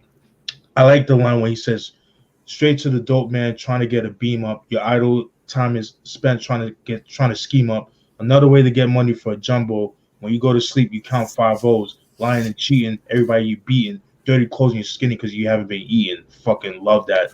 What I got from that was pretty much saying, like, you trying to front, you got all this and that, but then it's like you don't have enough money to eat. Like, stop trying to front, man. Stop trying to front for the gram, man. It's like, ain't that serious, man. Just be yourself, man. Blame yourself, man. Right. Because when you down, niggas not gonna fuck with you. They only fuck with you when everything is all marshmallows and chocolate milk and shit. Man. It don't work that way. But yeah, you played this. Fucking love that. He has so many dope messages in his songs. Ooh. And again, a lot of people don't talk about that because they only see the gangster side or him being misogynistic towards women, which is not the case. He's not seeing all women. Like he said in an open interview, he just talks about the women that have no respect for them. So I'm just paraphrasing what he said. Yeah. But niggas ain't trying to hear that shit though, man. But but it is. Yeah. And when he does the sex stuff, it's done with humor. You know what I mean? Yeah. It's not to be taken seriously. Yeah. Right. I agree. Yeah, so that's my number 2. You Played Yourself by Ice-T off the classic. Yeah, great choice. Appreciate that. My number 2 was of OG Original Gangster as well. I got this like 4 times. I love this record. This song is amazing. I'm talking about The Tower. Ooh. Oh yeah. Dog, The Tower, just jail shit, prison shit, somewhere I never want to fucking go. No. Man, like, shit is just grimy. Hit niggas with bangers and shit like that, and sticking niggas for the commissary. I love the line when he said, "A fool tried to sweat me, acting like he was hard. I stuck him twice in the neck and left him dead in the yard." It's hard. That Michael Myers Halloween sample, fucking Tower is fucking amazing. Almost made number 1. It was hard, but yeah, The Tower, flat out classic. Love that shit. Love them jail tales and shit. Grimy shit, bro. The Tower, my number 2 on my top 10 Ice-T songs. Yeah, it's so dark. Oh yeah. Love the video for that too. Yup. I seen that. But it's black and white, right? I believe so. Yeah. Yep. Dope shit. So this is it? Number 1? Yep, number 1. Yeah, so for me, number 1 is the song that Mike mentioned earlier. It's On from Home Invasion. Ooh. Man. It's just, love the song, love the intro. You know what I mean? He's talking about running a totally independent organization. It sounds, if you're not really hip to what's going on, it kind of sounds like he's like a kingpin of like a criminal organization. But of course, what he's actually talking about is the fact that he has his own label and he's calling his own shots. And the bit where what I mentioned earlier, if any cops get in our way, pop, pop, pop, pop. What he's basically saying is if people try to ban his shit, it sounds like, again, it sounds like a criminal thing, but what he's talking about really is like just people trying to censor him and stop his albums getting out and that kind of thing. So that that's pretty dope. And yeah, the song itself, like a mix between just being rugged and out there and being like, I don't give a fuck, with like a political slant, you know what I mean? And I love the beat, that little guitar sample. You know, I mean, it's just so fly. You know, like you said, this in the Source magazine. You know, Source magazine. You're the first one. You tried this, Chuck, you and me. How the fuck you pick us free? You pump motherfuckers saying shit, just a bunch of hoes making money off the pros. You know what I mean? That's it. Dope. You know what I mean? And yeah, love it. Just it's just a great song. One of those ones. Don't get tired of it. I think it's such an amazing way to kick off Home Invasion. I can't. It's really hard to pick a favorite Ice-T album for me. It's either Home Invasion or Freedom of Speech. I don't know either one of those, but yeah, I love them both. Roughly about the same, but yeah, It's On. It's just one of those songs. Don't get tired of, and it's just so hard. And but at the same time, has like a political slant to it. And yeah, that's my number one. It's On from the Home Invasion album, 1993. Great choice. My favorite song of Home Invasion too. I love that song. Oh wow. Oh Yeah. Yeah. My fucking maid lives better than you, bitch. Yeah. Dope line. All right. The grand finale. Oh yeah. One, man. I think it's everybody's favorite song off the Freedom of Speech. I think you guys know where I'm going with this. I think everybody had it in their list. I'm about to go with Purely Cashback, man. Steven, hold up, Steven. Hold up. Oh.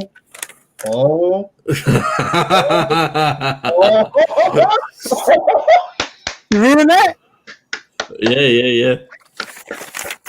Yo, my nigga. Digital back. Yo, hold on. I gotta put digital dap on that, yo. Oh, my nigga. Woo. And the bullshit. Word. Yeah, nigga. This song right here, man. Where do I begin? Like I said, I just love how dark it is, the atmospheric feel, the movie feel, very ahead of its time. Like I said, it's not like something that could easily be on Colors, just has that vibe to it. I mean, he has so much fucking quotables. Like, obviously the synopsis of the song, talks about, him avenging his homeboy's death. But then when he gets to the nitty gritty, when shit hits the fan, there's no turning back. It's like, once you win, you win. That's just what it is. Like, there's no turning back. Mm-hmm. So there was a line when he said, "In my throat, there's a lump, then I swallow it. I ain't no chump. Face of death, then I cock my pump. I'm a nigga on the trigger, madder than a pit bull. Just a lay-in for reasons to pull on you, any duck motherfuckers that get in my way. I'm insane. My homeboy's death made me this way." That's real shit right there. And then there was another line that fucking like, oof, that made me like, oof. When he said, "Then all of a sudden a bullet came through my eye. My dome exploded. I felt my other brothers die. I drank my blood as I fell to shit in the street. My corpse stunk like a burnt-out rotten piece of meat." Jesus Christ. That right there, that, again, it just goes back to what I said in this Dear Homie breakdown when I did the breakdown of that song, where like this gangster is not worth it, man. But some people join gang for different reasons, whereas because they have no choice, where their family members are part of the gang, like it's like you're already in. It's like there's no turning back. But it's just unfortunate. But this song, in my opinion, is more of a conscious song, if anything. Just telling you guys not to live that life. But but he just has his way of saying it. You know what I mean? So, but yeah, man, that's my number one, man. Peel the Cat's Back, man. I fucking love that song. So. Grimy shit, you're in the whip, you're gonna blow a nigga fucking top back. Gangster shit, but with the positive twist, like y'all said. I ain't got much to say. Y'all niggas laid it down. So my number one is also Peel Your Cat Back, man. Oof. Love it. My nigga. Oof. The greatest Ice-T song ever recorded, my eyes. I agree. Damn, 2 times, Mike. My nigga. Yeah. That's crazy, yo. These get cute and they say, yeah, great minds think alike. Nah, nigga, great minds really think alike over here. Right. Excellent show. Yo, whew. One of my favorites I've done so far. Yeah, I agree. Yeah. And like I said, he needed the flowers because he did. He's also a metalhead, which I am. Yes. more power to him with that. And body count is fucking amazing. So He shout loves to video body count. games as well. You Yeah. know, he loves death metal. You know what I'm saying? Like love Ice-T. Light skinned nigga with long hair. You know, come on. Yo, I gotta show Not now, but then, yeah. I gotta show y'all something. Oh, I'm shit. pretty sure you guys seen these in my CD collection videos, but for those newcomers that have never seen my CD collection videos, I showed these a couple years back, but I just had to show you guys this. Let me turn on the camera. All right, so this one I want to show you guys the Ice-T, the classic collection. This came out in 1993. This was released under Rhino Records. Rhino Records, they're known for their compilations for like, you know, a lot of 80s stuff, you know, that kind of thing. What's special about this compilation is pretty much all the early songs that he did from like I think like 82 up to 1985 86. So this is definitely recommended, like, you know, for my Ice-T fans. You know, definitely has like that rhyme pace kind of feel, but like a little bit of like squeeze the trigger type production and that kind of thing with the synths and things like that. I highly recommend checking this album out. It's out of print, might be a little bit money, but if you find it, I highly recommend you guys picking this up. And another one I want to show you guys is Analog Brothers, Pimp to Eat. This came out in 2000. It's with Keith, Cool Keith, Ice-T, and I think Cutmaster Kurt and Motion Man, I believe. Yeah, this is dope shit right here. So I just had to throw that out there. I can imagine the raps from Cool Keith and Ice-T together. I never heard that album. I never. Yeah. It's a weird combination, isn't it? It is. But you know, Cool Keith at that time, he was on his pimp shit at that time. So, you know, this is like one of those things. Yeah. I mean, nigga, that Matthew album. Whew. Yes. Yeah. Grimy. Yeah.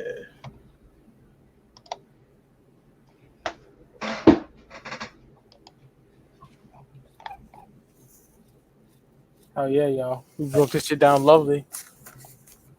Yeah, fucking love that. Yeah, really enjoyed listening to all that stuff, getting ready for today's list. Stop sleeping, stop snoozing. Wake your ass up, man. Yeah, man. Yep. Wake your ass up like fucking 8 tells y'all niggas, man. Yeah.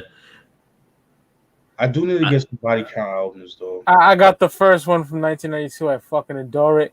Yeah, and I got the first one. I love their later work too. Fucking awesome. Like how was their second album, Born Dead for 90? Born Dead. I never heard that album. I like the title track. Okay. But I never heard the full album, but I like the title track. It's like metal mixed with like hardcore punk. I worship it. I love Body Count.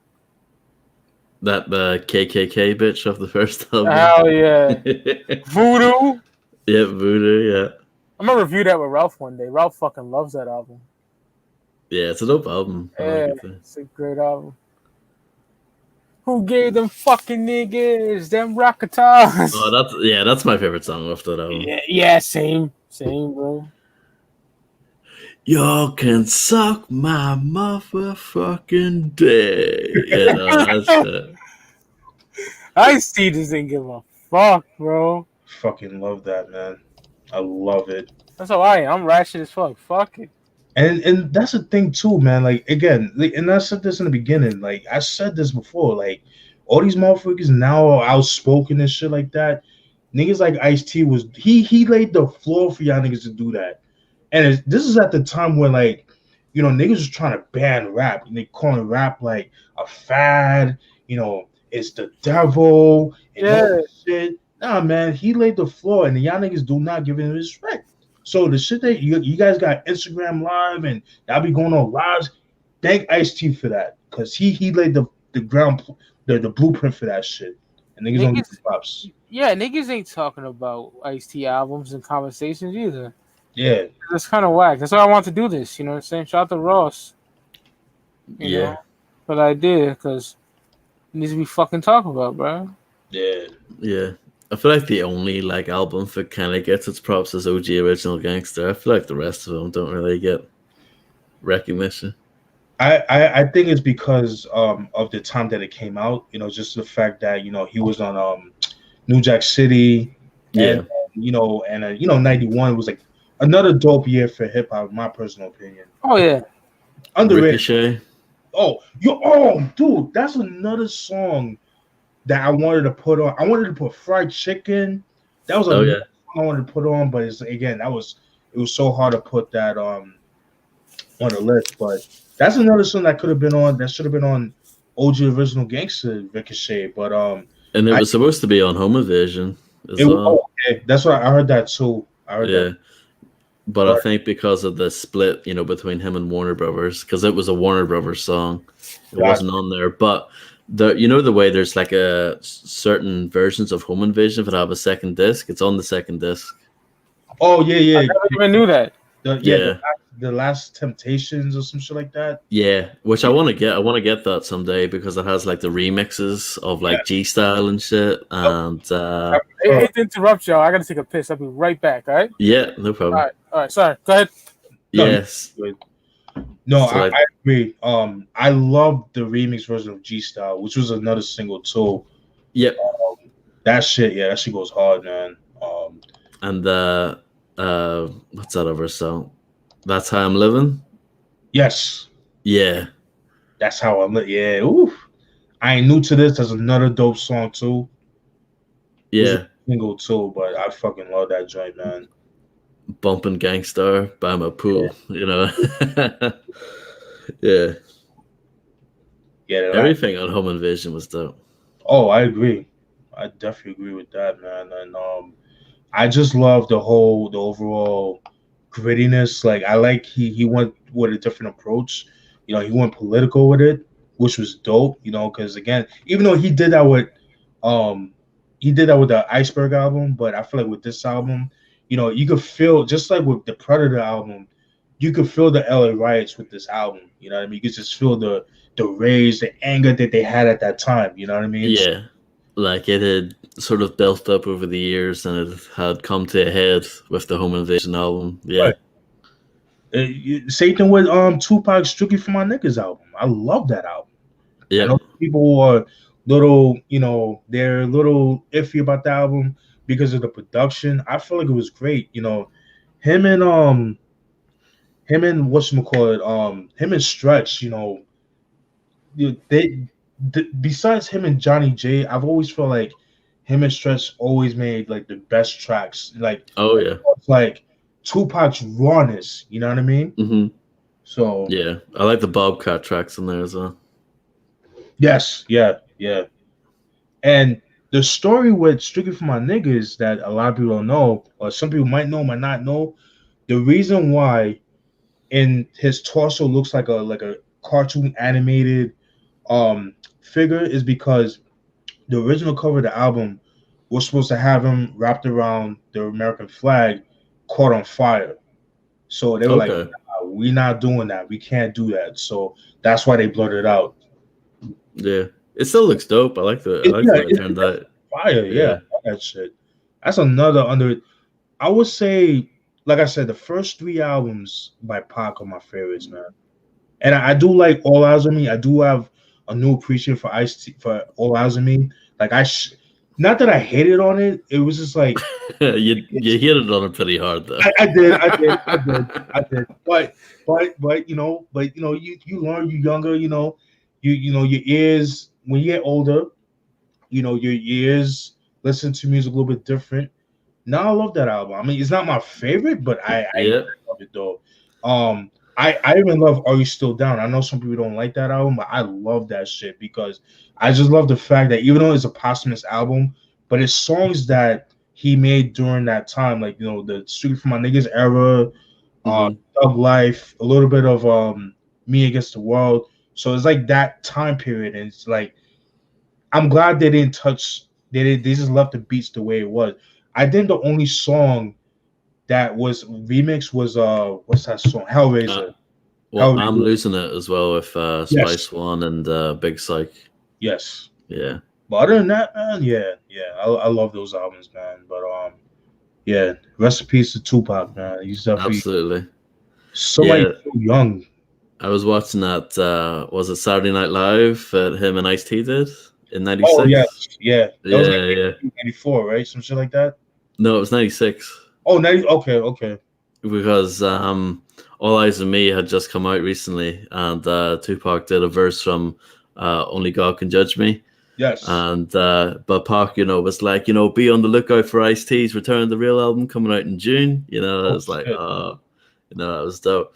And of course, they worked together on the song Any Last Words from the Strictly album. So yeah, I love that song too with Cube. Oh man, yeah, I think we should review that album, man. The Strictly for My Niggas. I love that album. That's my second favorite Tupac album. Yeah, I like that. Okay, so for me, it would go Me Against the World, then Strictly for My Niggas, then Tupac Lives Now.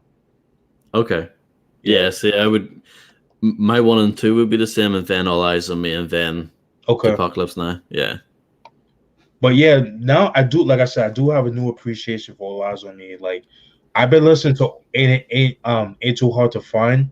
Oh, like, yeah. Been listening to that shit heavy rotation because, like, I'm such a big fan of Mike Mosley, his production, especially at that time. Him, and Bostic, DJ Darryl. I just love that production, like that real dark, menacing beats. Like, I love that, man. Like, that needs to come back. Like, that style, that needs to come back. Yeah, probably won't though. No, it definitely won't. It's too old school. It's too. Nah, man. That shit goes hard, man. Like, I've been listening to Money by the Ton by Sibo. That's like that song, man. Woof. Yeah, it's dope. Yeah, Mississippi. Yeah, that. Oof. What that shit. My Casket Drops. Yeah. I need to get that album. Yeah, it's a dope album. Yeah. Got lucky with it. I just need to honestly, like, I have a good amount of Sibo albums. Like, I pretty much have the Gas Chamber album, even with the reissue. But I'm just glad I have that. Yeah, I don't have it. I have to get. You don't have that? Yeah, no. What? It's really expensive. It's always been expensive. Yeah, it is. It is. Gas Chamber. I have the original OG pressing of Tales from the Crypt. I have One Life to Live from '97. Even though that was like a more of a compilation album because those are songs that he did with like Marvelous and that off her album from '96 and other songs but it was still dope. You know what I mean? It was stitched together. Yeah, it was stitched together, but it felt like more of a compilation album. But you couldn't tell. Like, if you didn't know about Sibo, then you would think it was like a regular album, but it was actually a compilation album. But yeah, that I have that. I have your favorite album, Enemy of the State, which I don't like. Oh yeah, definitely my favorite. Yeah. I really try getting like I listened to it last week. There were some decent tracks on it, but it's not memorable. But I do like the album cover with the city at the city at night. That's fucking dope. And I just need the Autopsy EP. I love that EP. We got it back in 2003. I had the opportunity to get in that at Circuit City, but it's like one of those things that like, oh, I'll get it later on. But then, lo and behold, that shit's out of print. It's go for some stupid money. I just need to get the Till My Casket Drops in Final Chapter. So you can skip the Final Chapter. I'm gonna get it, man. I heard some songs, but it's not bad, man. It's not as bad. It's pretty bad. Enemy of the State, bro? I would take Enemy of the State. Oh no! No, Final Chapter. Sibo's barely on it. That's true. He has way too many features. It felt like a compilation album. It might as well just be a Mob Figures album, for God's sake. Yeah, that's true. He's barely on it. I'll give that's you what kills it for me. At least Enemy of the State it felt like an actual follow up to Till My Casket Drops. Final Chapter felt like I need to put this out to fulfill my contractual obligation to AWOL Records. That's what it felt like to me. Yeah, because that was the last that's the last album he did with them, right? Yep, and that's what the meaning of the title and everything is. Yeah, Final Chapter. It was originally going to be called AWOL's Final Chapter or something like that, because when you see that album advertised in some of the overall AWOL albums from like '98, like the Lunatic album and the Lil Rick album and stuff, you see it in there. Okay. Yeah. I need to. I'll revisit it someday, but no, I remember not liking that at all. I even wrote a written review of it Oh on shit! Rate Your Music. Yeah, I gave it 2 out of 5, which is pretty generous. Ooh, damn, son. Damn, dude. No, that's not a good album. Oh man, yeah. I revisit. I listened to it like on YouTube, and I was like, okay, it's not too bad, but you know, Well, it's one of those ones. It's like expectations. It's like if you go into something expecting it to be horrible, then you probably won't think it's that horrible. right. I think that's a reason why I sometimes have a slightly more positive view on like albums that people hate. It's because when you go into them with that negative, like, oh my god, this is going to be awful, and then you go, well, it's not that awful, Right. But that's a good mindset to have because some people don't have it, so that's what sets you apart from a lot of people. And somebody at your age, somebody is young. I mean, I hate to use that, but it's like, somebody with your age with the knowledge that you have, and it's like damn, like the shit that you know about hip hop, like especially like. I'm back. Hey, what up, Mike? We just talked about SIBO, man. Yeah, I heard. I put the phone in the bathroom. I was pissing. If I could rank the fucking Pac albums, right? Yeah. I go Me Against the World. Yup. But I was the living, of course. Me Against the World. All Eyes on Me. Okay. Machiavelli, Strictly, and fucking Tupacalypse. That's what I'll go. Yeah. Okay. That's a good look. That's dope. That's fair too. Yeah, I mean, you can't go wrong with any of those albums, really. Love them all.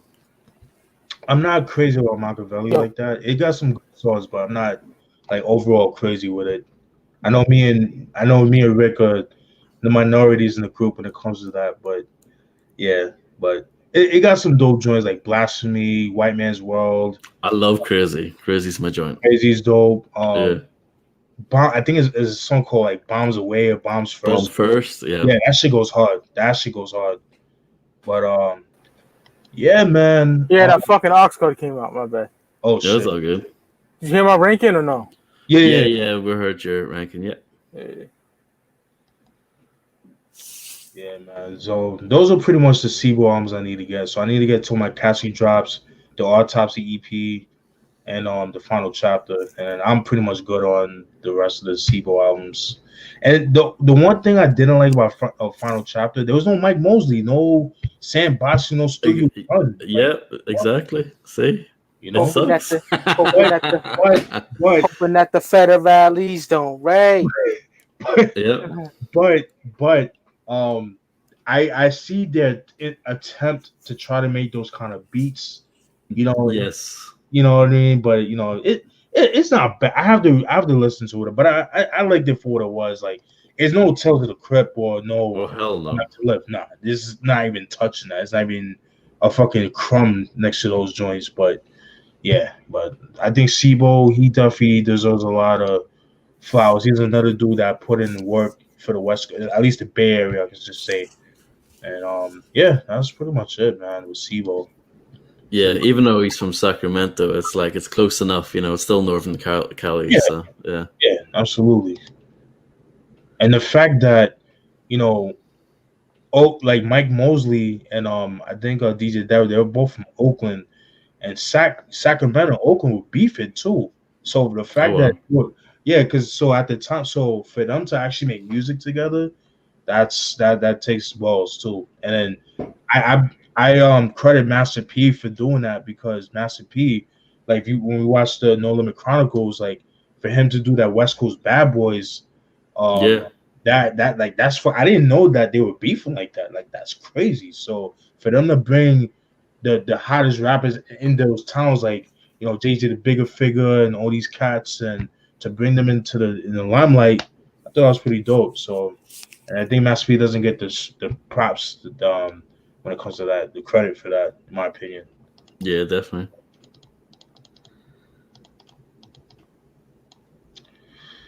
Yeah, man. Yo, Mike, I see you was bumping the Chopper C in the Ghetto by BG, man. That fucking love that album, dude. Yeah. That takes me back to middle school, bro. Whew. I fucking love that album so much. It gives like No Limit a run for their money around that time. It's like Absolutely. the Manny Fresh production is superb. BG's some grimy shit. Yeah, I love that album. Fucking Great Real album. Niggas, Hard Times, Uptown. Oh yeah. Woo! Cash Fuck Money, yeah. Army, dude. Money is Army, nigga. The Navy, nigga. Yeah, that's only on my half of him. Like honestly, I just want to get his it's all up to you. I want to get that. It's all on you, Volume 1 and 2. Yeah, I want to get that too. I don't have that either. Get those. I definitely need to get the Checkmate album, but those I know the Checkmate's out of print. That goes for a little bit of money, but Yeah, that came out what 2000? Some shit yeah, like that. 2000. Yeah, Great album. and that's as far as it goes for me when it comes to BG. I'll leave it up to that. Oh, and I heard the Chopper City from '96 is his first album. That shit goes hard, dude. Like that Uptown thing. Woo! I love early Cash Money, bro. I fucking love it. Same. But that's another record label. Like their stuff is super out of print.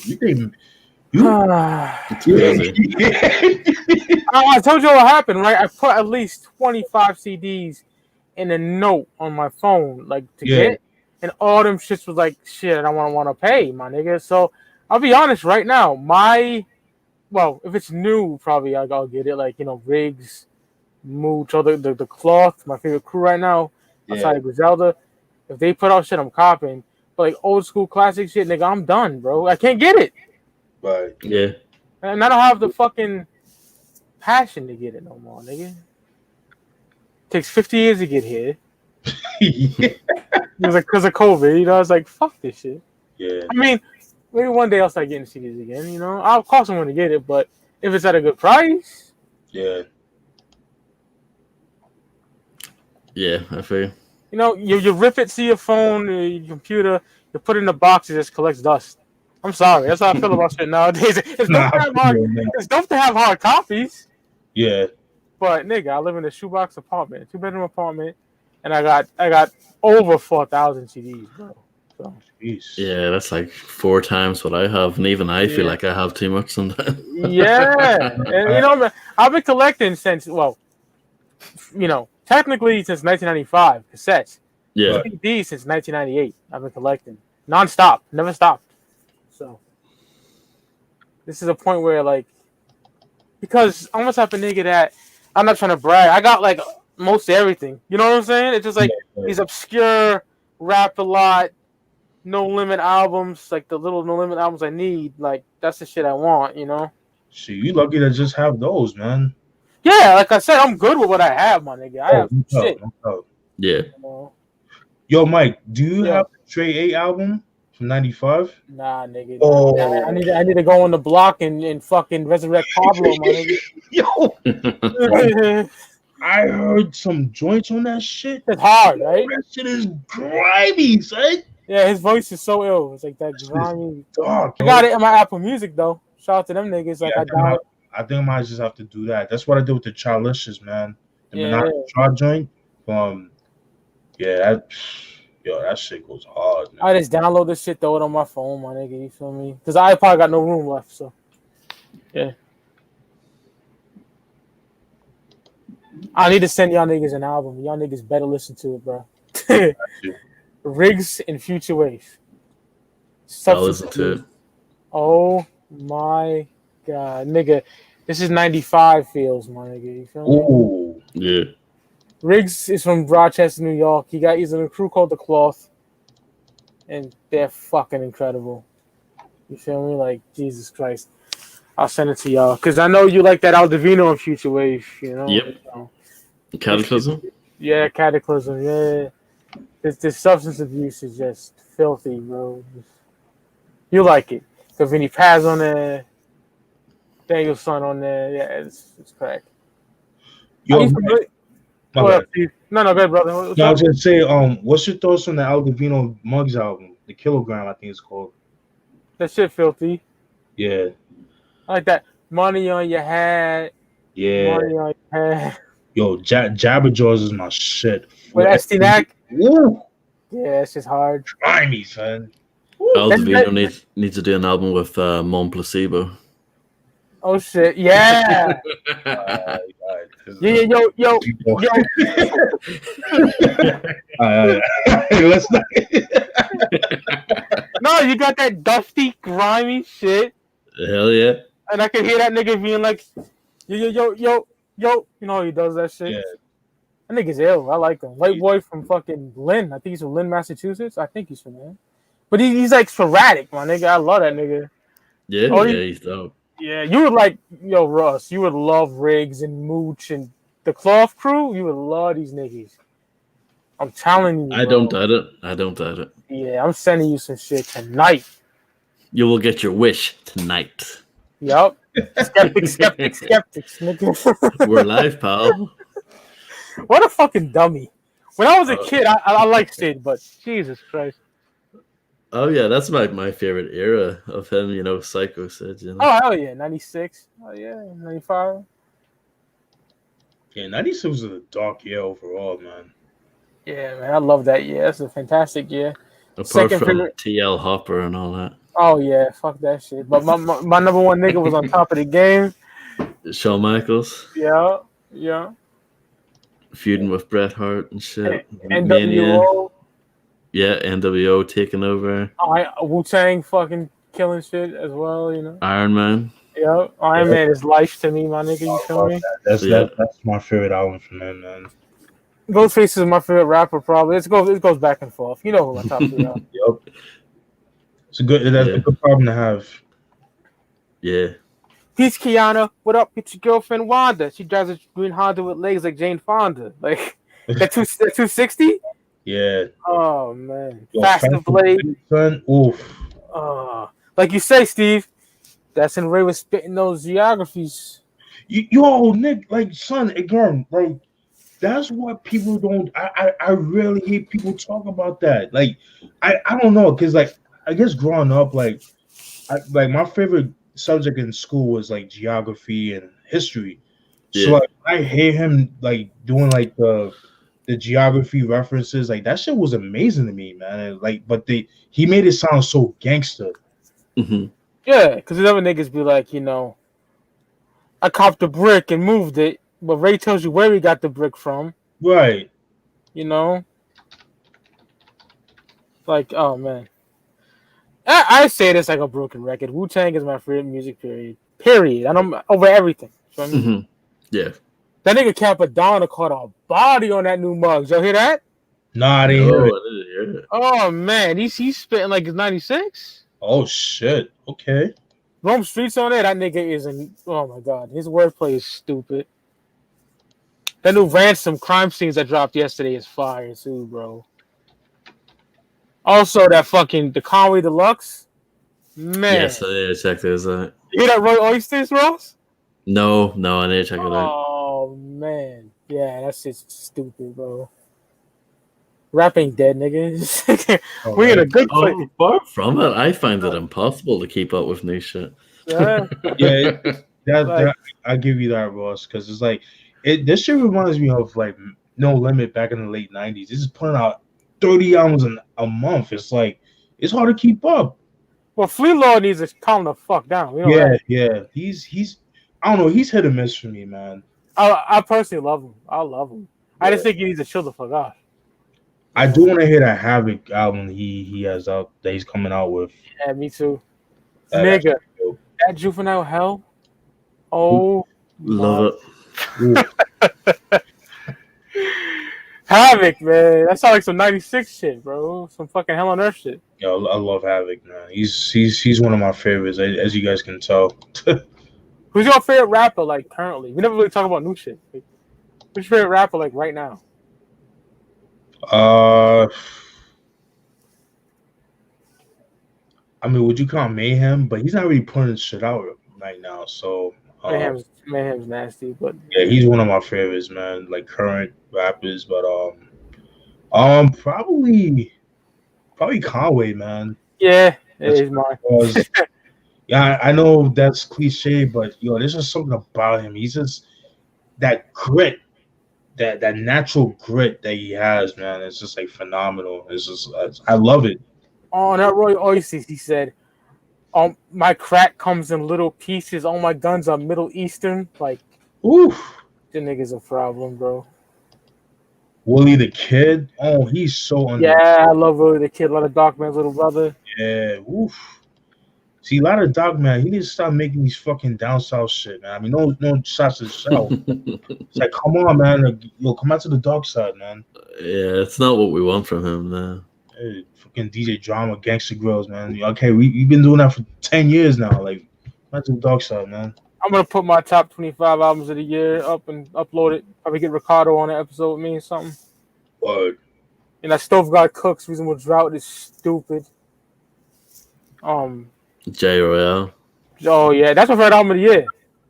Love it. Housing Project. Second would be Khan. King to God. Pray for Paris is up there. Burden of Proof is up there. Jesus Christ. Yeah, that's an amazing rap. Oh my God. Nigga, that war paint. Oh my God. Nigga. I'm so happy to see my niggas win, dog. You know? My favorite rap crew. I'll be honest, that's my second favorite crew after Wu. Yeah. The way they make me feel is the way I felt when I was 12 years old. Wu-Tang Forever, my nigga. I say that 1,000 times. It's true. You know? It was Boot Camp number 2, but now it's Griselda, my nigga. I'm sorry. It is. Yeah, Boot Camp didn't have the consistency, unfortunately. I was just about to say that. Pray for Paris is another masterpiece. I love it. What's album, Mike? Pray for Paris, West. Yeah. That George Bondo. Yup. Woo. My favorite song off the album. That's smacking nigga music, bro. Yeah, that shit. That's what I'm saying. Like, I don't get the hate towards Griselda. Like, it's all these dumb niggas. And that's what I'm saying. It's like basically. All you. I hate to use the word backpackers, but it's like these backpackers, man. It's like they cry about, okay, we want the 90s back, blah blah blah. I used to be one of those guys, but you got niggas like modern niggas that dress like today. They fresh, but they give you that gritty shit that we missed from the 90s, and y'all niggas hate on West Side Gun with the I'm like, okay, but that's just low. You don't have to listen to him. Nigga, I'm doing that shit. Fire! Yeah, everybody has their fucking trademark, but it's just, I don't know, man.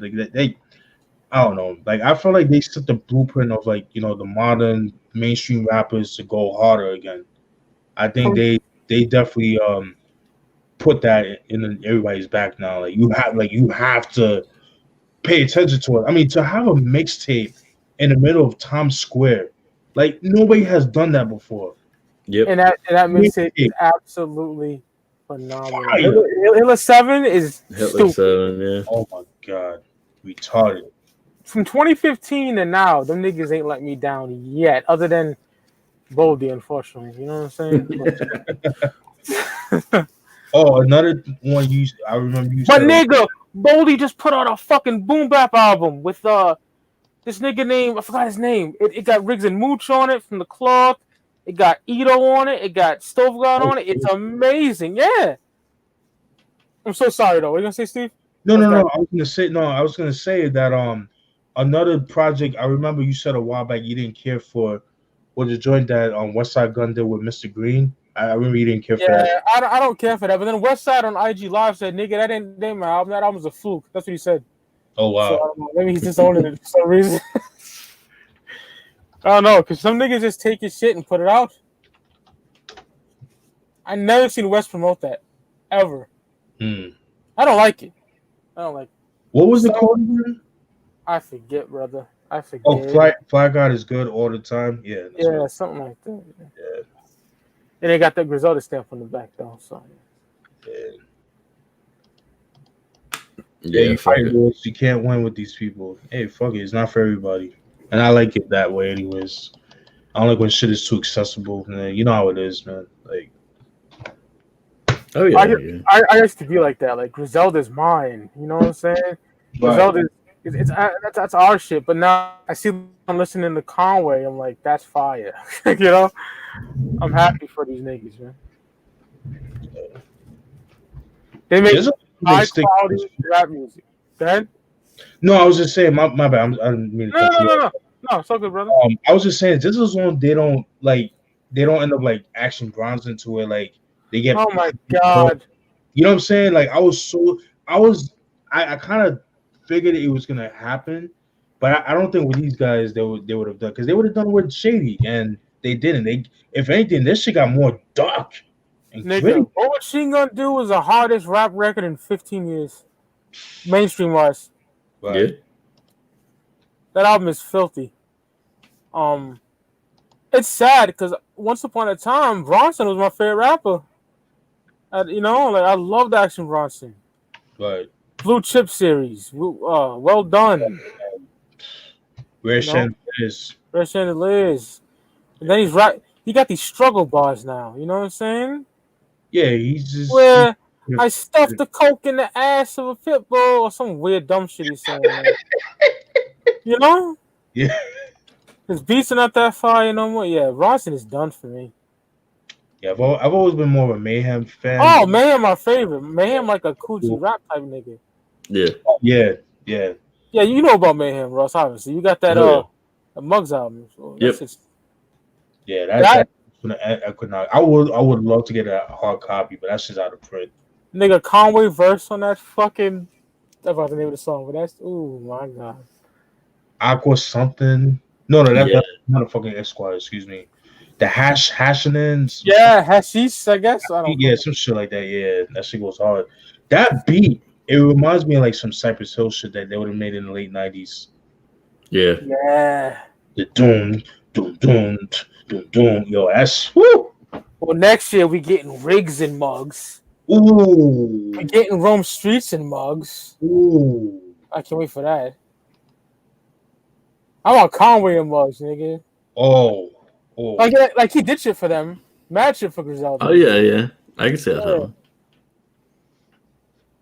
I want to hear Benny and Muggs, dog. Oh man, I was about to say that. Yeah. Yo, whew. I'm just glad Muggs is getting his just due now. I'm glad that people are recognizing the ill producer that he is, man. And Oh, Steven, you're gonna like this. So I heard this last week. Money Miz was interviewing Riggs, right? yeah. And Riggs said the beats that Muggs played him, some of them are from 1997, and they sound like Mobb Deep beats. That's what he said. Oh my god. Yeah, so then that's on the Riggs album. So yeah, That's crazy. I'm gonna send y'all niggas the cloth shit right now after the show ends, bro. You got it. I'm telling you, you gotta hit it. It sounds like 1995. Future Wave is my favorite producer right now, right next to Darren Joe. Yeah. These fucking white boys, man. They know what they're doing. These beats, oh my god, nigga, you need to hear this. It's incredible. Do you know about Riggs and Mooch, Steven? Yeah. But I mean, I don't follow them like you do, but the music that I did hear, like, yo, they're fucking dope. But I admit I don't follow them like I do Griselda and like, you know, Hush Kingpin and all that. But Yeah. But no, and Rome Streets. But no, I definitely would check out more of their stuff. I mean, just the way you hype them up and shit is like, yo, I definitely need to pay more attention to them. You know, you like Riggs. He remind me of Beanie Siegel. Riggs got the Beanie Siegel flow a little bit sometimes, yeah, but more of a lighter voice, like. Right. Yeah. You know, and he's lyrically in pocket, like, Jesus Christ. I can't wait for y'all to hear this shit. Yeah. Ooh. My email, so. Yeah, I'm gonna send it to WeTransfer because that's the easiest. You just download it and just zip it. You're done. Right. You know? But I don't want to keep Ross. It's fucking late for this. Yeah, I'm gonna eat food right Yeah, now. I didn't eat supper yet either, my nigga. I didn't eat nothing yet, my nigga. Oh shit. Fucking granola bar like at 3:00, but Yeah. yeah. Sounds All right, good. y'all. Oh yeah, next week we'll just do what we listen to. Hopefully we can talk about that Riggs album. Yes, sir. Yeah, it'll be Boxing Day next week. I might do a CD collection video either sometime next week. So stay tuned. Oh shit! Keep your eyes peeled. And I also peeped your War and Peace Volume 2 What's your review. Oh yeah, no, I agree for the most part. There was one song that you like that I don't like. I can't remember what song it was. Oh shit! It was towards the end of the album. Let me see. I'll get the track listing up quickly. Was it the record pimping or the one he sampled the So What You Saying? No, it was Can You Bounce? I'm trying to think. You said, "Oh, I quite like this one." And I was like, "Nah, that's shit." I remember liking a little bit. Can You Bounce? Yeah. Can You Bounce? Yeah. Yeah, that was cool. It was alright. Nah, it wasn't like like I get goosebumps when I listen type shit. But oh no. The first half of that album's okay. The second half doesn't have much for me. But what killed me was the Pimp Home, yo. That that's terrible. Yeah. Come on, man. Like, and then you can just tell with this album, with War and Peace Volume 2, like he never left the Players Club Next Friday mode, and it's just like by that time music was like secondary to him, and it showed on this album. Yeah, the focus wasn't there. Anaconda and shit. Yeah, Anaconda. Yeah, that's right. This shit. You know what I'm saying? But but One Piece Volume 2 again. It's not. I've heard what. Put it like I've heard worse. Yeah, your review was more positive than I expected it.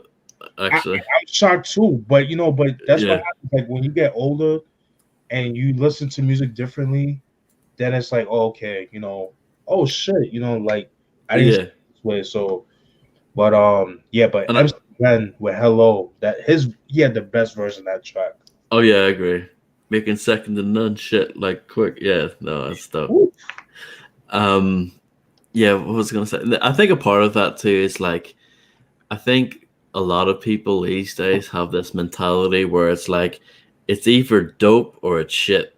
And I think, because we have listened to so much stuff and we've, sort of have like a certain understanding of the music, it's like we're able to kind of delve a bit deeper and sort of like work out, how good something really is. You know what I mean? It might not be amazing or it might not be shit, but it might be somewhere in between. You know what I mean? I think we kind of see it a bit more clearly like that. You know what I mean? Yeah. I think people these days are too quick to shit on something or too quick to say it's amazing. You know what I mean? I think, yeah. But that's because people don't take the time to read. They don't research. Like when I do my reviews, like I listen to interviews. I check magazine scans. That's how I'm able to get some of the information I get. You know what I mean? Yeah. That's what you're supposed to do. Like I read the lyrics. I write down the lyrics. I'm too lazy to do this.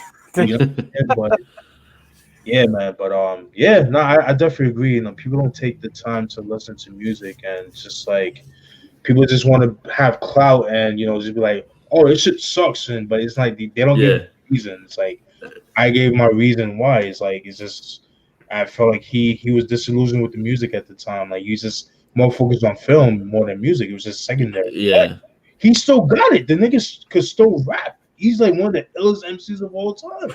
Yeah. Well, like Ice Cube. That's another thing too. Ice Cube has one of the illest flows in hip hop that people don't talk about, and I agree. Underrated, man. Yeah. Not when he's doing that shit on that album, man. I don't like that. yeah, I agree. But I know what you mean. Definitely. I like him on songs though. Yeah. Like gutter shit. Woo! Gutter shit's banging. Yeah. Felony. Yes. Yeah. What do you guys think of the song? If it was on the Greatest Hits album in the Late Night Hour with Pusha T? I don't remember that at all, bro. Album? It was on the Greatest Hits album. For Ice Cube? Yeah. Greatest Hits. When did that come out? 2001. And it was with Pusha T? Pusha T, yeah. It was produced by the Neptunes. Really? That's crazy. Yeah, I think it's a dope song. I think it's banging. I just was wondering what you guys thought of it. I'm a big Pusha fan. That nigga's like a god to me. I worship Pusha T, but yeah, he just does the chorus. But yeah, it's pretty dope. I like it anyway. I gotta check it out. Yeah. You know, you've probably seen the greatest hits cover like loads of times. It's like half of his face on the cover. Yeah, it's like, so I used to have that CD. I got rid of the shit though. Yeah. I got it cheap in a charity shop just for like that song. Yeah. Yeah, nigga. I don't end this shit. Word. All right, y'all. Peace to the chat. Love y'all. Thanks everyone. Thanks everyone. Definitely tune in next week if you do a show. If y'all busy, let me know because I know holidays are coming. Happy holidays to everybody out there. Stay safe in this crazy fucked up time. I hope everyone's presents come in if they order them online. And because USPS is gay as fuck right now. I understand the COVID, but come on, man. Yeah, it's a little too much. It's ridiculous, yeah. Ordered something December 1st, ain't even here yet. Ridiculous. Oh, but they be quick to send you a bill, though. Oh, right, yeah. Bill me later. Here you go, nigga. It's like COVID, right? Yeah. It's true. It's 100% true. Yeah. Yo. Yeah, dope show. I fucking love it. I loved it. Yeah. Yeah. Definitely one of the best shows we did, in my opinion. Especially how you had the same tracks and shit. That's fire, bro. Yo, Nuzai hustling and peel the cats back out of here? Like, yo. Yeah. What are the chances of that? Yeah. Yeah, man. All right, y'all. We out of this bitch. Peace.